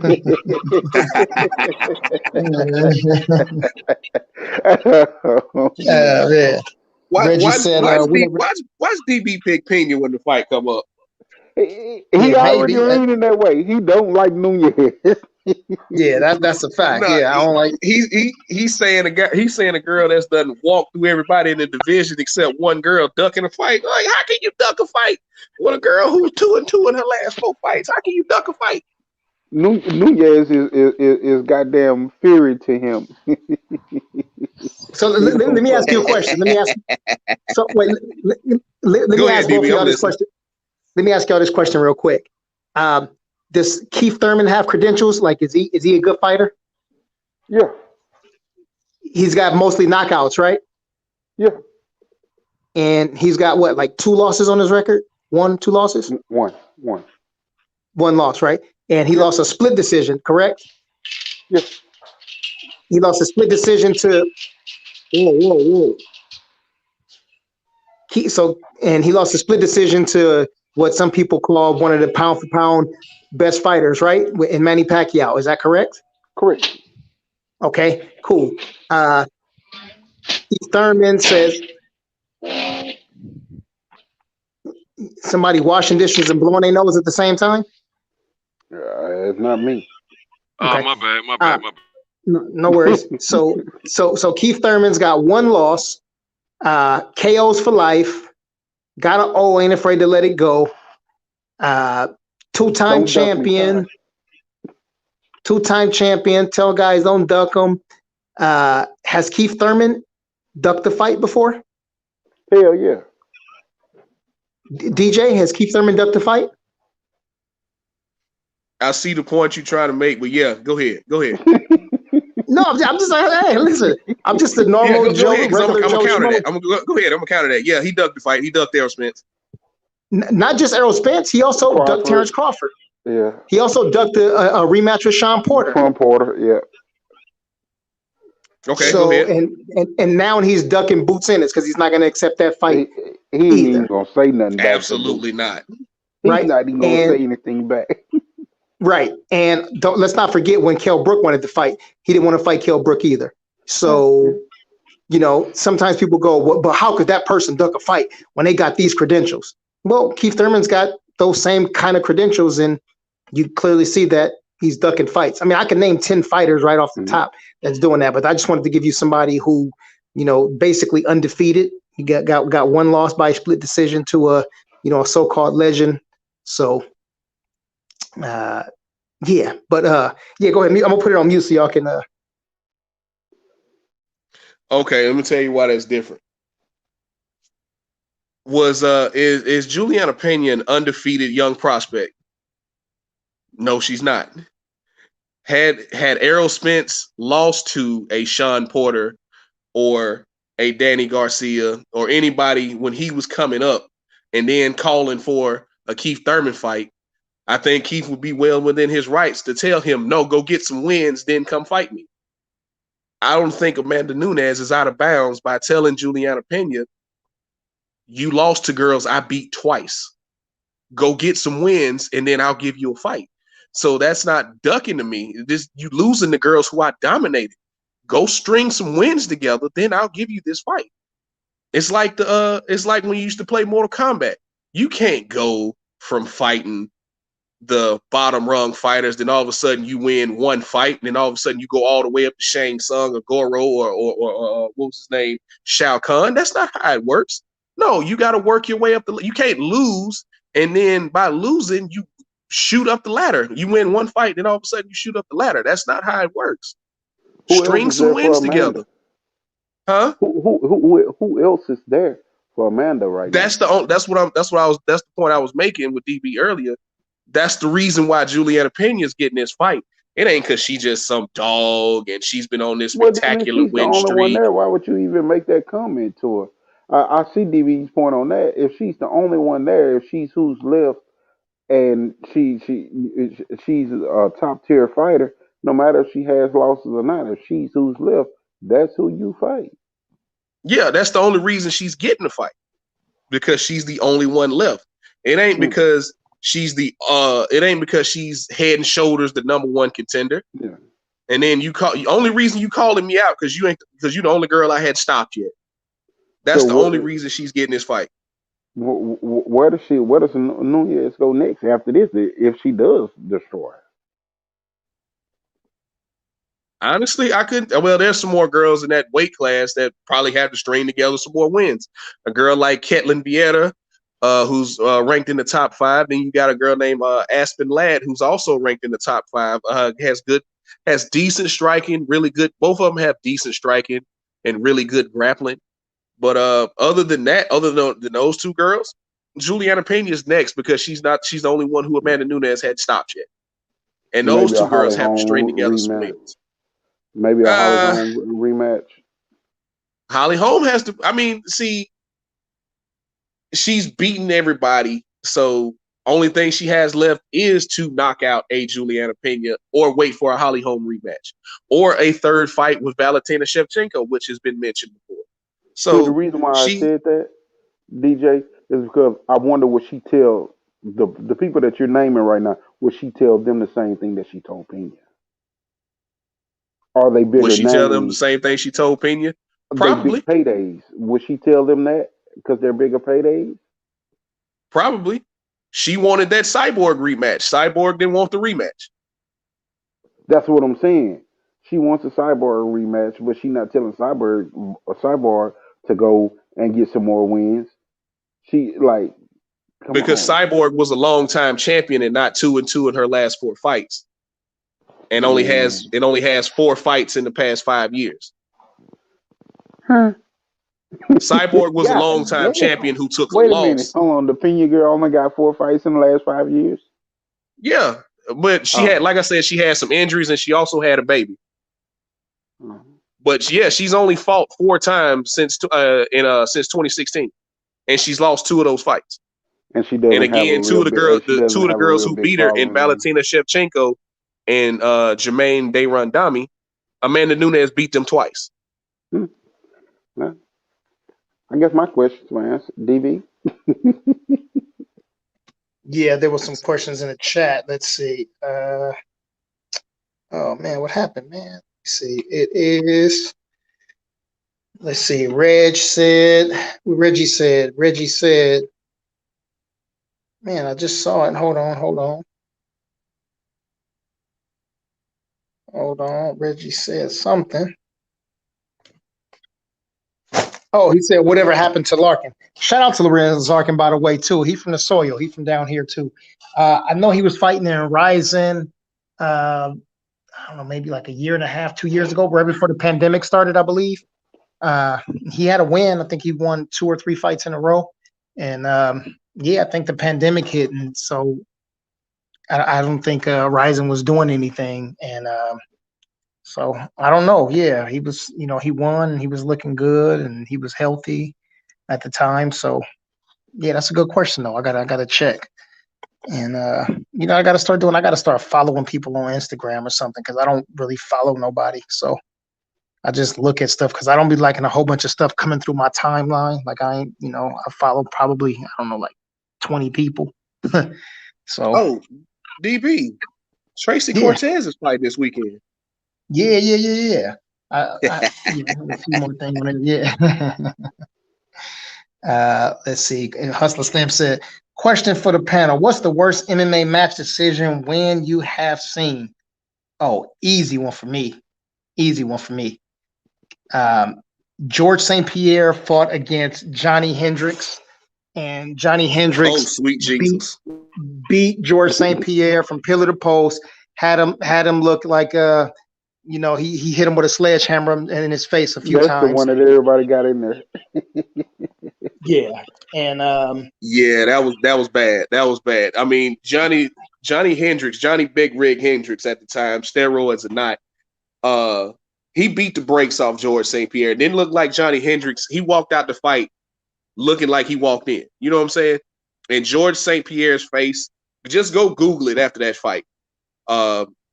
George St. Pierre was beat up pretty bad in that fight. And I don't understand how he won that fight, but I think they fought in Canada. So if you listen to Nick Diaz, you'll know how it is fighting George St. Pierre in Canada. But another decision behind that one was that second Max Holloway Alexander Volkanovski fight. I thought Max won that fight going away. yeah. That's a fact. What else? What else? Who else can I think of? Who else can I think of? Man, I can't think of any. That Gustafsson and DC fight could have went either way. I think DC won that by split decision, if I'm not mistaken. That fight could have went either way. No, he won that fight. He won that fight. I didn't like the way the judges called the Israel Adesanya and Jan Blachowicz fight. They called the fight as if Adesanya went in there and got demolished. And the scorecards were terrible. Yeah, no way there was a 10-8 round anywhere in those last two rounds, man. I don't understand what they were doing with that either. I'm with you on that. Yeah. Let me see. Yeah, I can't. What else? Yoel Romero and Robert Whittaker, the second fight. I thought Yoel beat him that second fight. True. Yeah. What's the oh man, what's the monster? What's his dog name? Kevin Randleman. Randleman. Okay, Kevin Randleman, yeah. Yeah, against Boss Rutan. Yeah, they called that fight for Boss Rutan, and Kevin Randleman was giving him the business. Even Boss Rutan was like, "Whoa, y'all gave me this fight? Like, okay, thank you. I'm gonna take it." Yeah, I got another one for you, DB. Shogun Machida won. I thought Shogun won that fight. I did too. Yeah. And Shogun said, "All right, y'all ain't gonna give me the fight. Watch this. Go to sleep." That was a nasty knockout too, boy. Nasty knockout. He grabbed him by his throat and bow, take this. Yeah. He tried to nail his head to the floor. Yeah, that's a fact. All right, man. Yeah, I think we got a whole bunch of it covered, man. Y'all got anything else y'all want to finish with, man, before we Cam, where you at? Cam working here. I'm here, man. I'm in here. Cam sound like he either sleep on Pluto. Yeah, man. You see. I'm in the middle of both, man. All right. Yeah, man. I think we got it all wrapped up, man. I think we covered everything. Let me just make sure ain't nothing else in the chat, man. We could bounce up out of here. All right, let me see what y'all see in the chat. Let me go back. Let's see. All right. Angela Hill got right. Oh, yeah. Angela Hill, too. Yeah. Oh, yeah. That one. Yeah. Good one, Kyle. Good one. Look at Kyle. Angela Hill, Gedalia. Yeah, she beat Gedalia. Oh, yeah. That's right. Yeah. Oh, this is what I was about to say. Bobby Whittaker. Y'all was talking he only lost to Izzy like his last 12 fights. Yeah, is that right? That's it, huh? Yeah, I was just looking. Yeah. He was on a long win streak because before that I think he was undefeated as a middleweight. The last time he lost was at welterweight against Wonderboy. Yeah, well, listen, I think that Yoel beat him in one of those fights, but yeah, you're right though. Yeah, one and Izzy made it just demoralize him, man. He don't even want to fight him again, Yeah, he doesn't. Yeah. I mean, he been kind of saying it kind of tongue in cheek, We know Adesanya doesn't like rematches. Ha ha ha ha. Like, nah, bro, you don't want that smoke no more. You're not trying to get a rematch. Yeah, that's a fact. All right, man. So Young Merv just slid in here for a little while, man. Birdman was keeping the Birdman was keeping. Is that Cal or is that GP? That's Cam. Cal. That's Cal or Cam that's talking about Cam. Angela Hill. That's Cam. Yeah, I thought Angela Hill got cheated myself. What did y'all think about that? Yeah, she definitely beat Claudia Gadelha in that fight. I don't understand how Claudia Gadelha got that decision at all. I mean, if you just step back and look at Claudia Gadelha's, similar to the George St. Pierre and Johnny Hendricks fight. You just step back and look at both of them. Like Angela Hill barely got touched in that fight. She put on a Muay Thai clinic in that fight. Yeah. I She don't was pissed understand off how too. Claudia Gadelha won that fight. Yeah, I believe Angela wanted to go to the streets after they said the results. So no, she was hot. I was hot for her. Yeah, I was just checking it. I wanted to hear about that because I saw that in the chat and I thought that was a good topic because I've been wondering about that for the longest. Yes, indeed.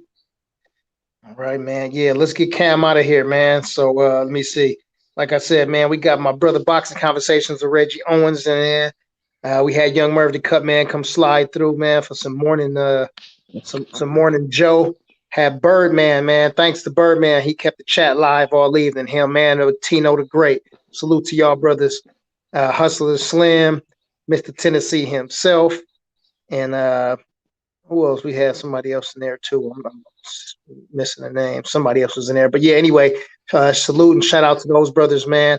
Shout out to my brother Eli Zachary talks everything. Salute to them Texas boys, man. The South in the building, Alabama in the house. Where we got where's Centos at? North Carolina, or Mississippi? No, Nashville. Yeah, all the same Tennessee. thing. People. Tennessee, that's all the same people from LA there. That's all I'm saying. Yeah. We call them the Hold sticks, on the now. wood. Don't throw Tennessee Southern in there with us now. Don't throw Tennessee in there with us.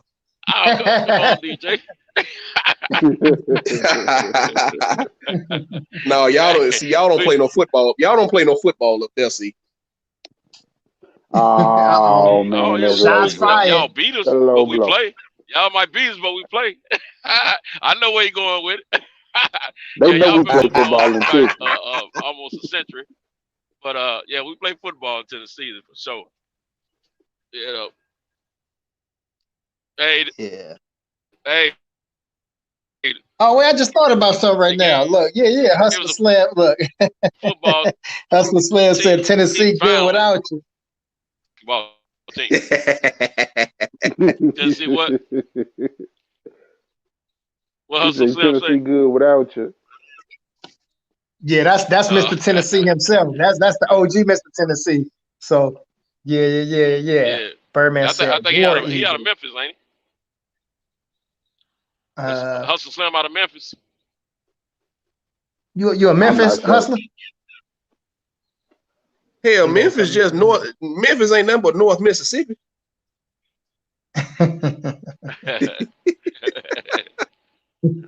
Y'all clouded. Hey boy, I'm serious. Memphis ain't but what 20 minutes from the Tennessee from the Mississippi border. Yeah, something like that. It's real close. I know Memphis. that. I mean, yeah. He said outside of they Memphis. probably about 30, 40 minutes, I think. Yeah, I know Memphis ain't far over the Mississippi border, so yeah. Hell, the states ain't that big anyway, though. I mean, shit, you can travel 14 hours and still be in Texas. Shit, once I get to Texarkana, shit, I'll be hopping through Arkansas and Louisiana, Mississippi, all that shit. Yeah. Yeah, you know, But man, I appreciate you. Oh, my bad. I was trying to get my little last territory in words. the 48 states, man. Oh yeah. Go ahead, bro. Hey, I appreciate y'all, man, entertaining my questions, man. I hope I ain't throw y'all off too far tonight, man. But hey, I'm learning. I appreciate what y'all doing, man. Most definitely. It's all love, bro. No problem. Yeah, I'll go ahead and get mine. I'll go ahead and speak on mine because I know y'all got more to say than I do, and that's good. I didn't have a lot to say tonight. I'm having a little technical difficulties with my stagecoach, so I'm paying attention to it as I drive it. But anyway, I do want to thank everyone, the chat. I want to thank the panel, Eli, DJ, DB, Cam. I want to thank Cal as well. And you guys always do me solid, man, helping me stay awake and ride this wave out here. And I want to wish you guys a great morning of rest and have a safe day. And hope everyone's prosperous. Yes, indeed. Thank you, sir. Thank you, sir, man. Be safe on that road out there, especially going through the Alabama woods. Yeah, man.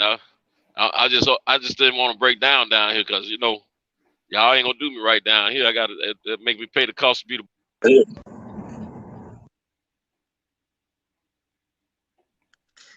Yes, Well, indeed. Yes, fellas, indeed, man. Yeah. So Robert Brown done jumped in here with us. He said, I don't know ish about what y'all really talking about. I'm a fan for real, bro. Yeah, shout out, man, Birdman, and yeah, all the brothers in here, man. I think Reggie done laid it down, man. Cam gonna lay it down in a little bit. But all y'all Southern brothers, man, all my Southern brothers, all y'all country boys down there, man. My country cousins on the other side of the states, man. Appreciate y'all having this chop up. Box fans, there we go. Look, South Central boy CPT in the building. That's what I'm talking about. Yeah, California always in here repping. See, I got some backup right now. But yeah, man, shout out to y'all brothers, man. Always love this talk. You know, it's a holiday for me right now, man. So I've been fasting, and you know, this is basically like my energy time. Okay, there go Reggie. Said I'm listening in. Yeah, so yeah, I mean, I know them. I don't know too much around there, Hustler Slam, but I do know those little ones, man. I know Bartlett and I know Millington, only because I know folks from down there. But outside of that, man, I wouldn't know no other towns, man. I think I know those better than probably the northern part of California. But yeah, salute to y'all brothers, man. Appreciate y'all, man. There's some fights this weekend, man. You know, whatever y'all see and y'all have questions about it.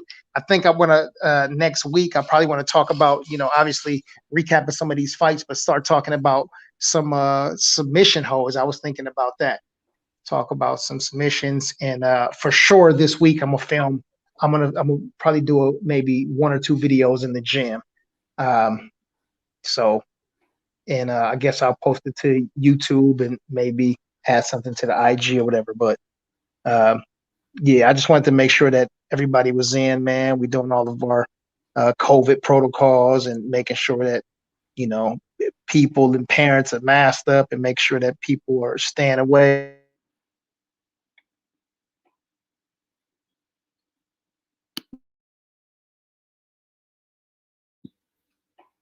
oh, What happened? I'm not sure. Yeah, DB dropped that. He's still in Oh, here. sorry about that, man. My Yeah, fat it's cheek, you. man.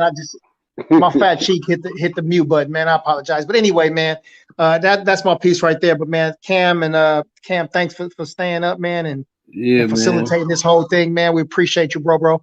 It's So all good. that's my piece, man. I love listening, man. As long as y'all gonna talk, I'm gonna be on here hanging. Yeah, that brought me to my last thought when I was watching that Mackenzie Dern fight with Nina, and that went to the ground. I thought about you, no homo. I'm like, man, I know DB loving this jiu-jitsu right now.